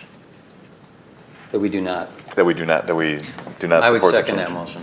Second by Jim. Okay, any further discussion? No. All in favor say aye. Aye. Opposed? Abstentions? Passes. Is that 6 out of 7 then? Not 5, but 6? Is Kent, there was a correspondence, is that, we got something from a Katie Reinders? Yeah, so next I'm going to go to the clerk's report, 81A, Planning Commission meeting dates and deadlines, meeting September 25th, 2019, meeting submittal deadline is September 10th, 2019, public hearing submittal deadline is August 26th, 2019. 82 correspondence, I'll refer people to the correspondence. Planners report. Just so that everyone is aware, what Laura and I were discussing earlier this evening, when it comes to conditional uses, anytime we know that they are coming, we always encourage petitioners to come to us for a preliminary presentation. However, there are restrictions in our code that if a petition is submitted directly to us, we have an obligation to publish for the public hearing and conduct a public hearing. So in many cases, something that's very minor, the developers know that system and they know that it doesn't cost them an extra month to come and give a preliminary presentation for something so minor. So typically they will just submit an application for a public hearing and we have an obligation to respond accordingly. I thank you for informing me of that. And then It's not meant to be wrong, that's how you learn. Can you just restate who can request a public hearing? Pretty much anyone. Anyone can request a public hearing or to authorize a publication notice of a public hearing and schedule it. So staff can do it, Planning Commission can vote to do it, City Council can vote to do it. Okay, say that again, please, Kent. Yeah, I was just saying on a public hearing, that staff can elect to have the public hearing, the applicant can elect to have the public hearing, the Planning Commission can vote to request a public hearing, and so can the council. So those are, according to our city attorney, those are all for, we've had some questions about that in citizens' comments. Right, and I wanted it in a document so that we know what the authority is over that. Okay. Okay? Yep. Anything else, Roger? There will be, in addition to all the other ordinances that we've been discussing, you may be seeing some language in regards to fences in the very near future. I don't want to spoil the surprise. Fences. Fences. We want to clarify or amend the definition of a fence and some of the terms used in our fence ordinance. Yeah. It's not clear, we want to clean it up. Hopefully it won't be as bad as the sign. And we're already on the next one, fences. Alphabetically. All right, building inspector's report. Not much. One residential and one commercial occupancy. Great. Seeing no further business, we are now adjourned at 10:35.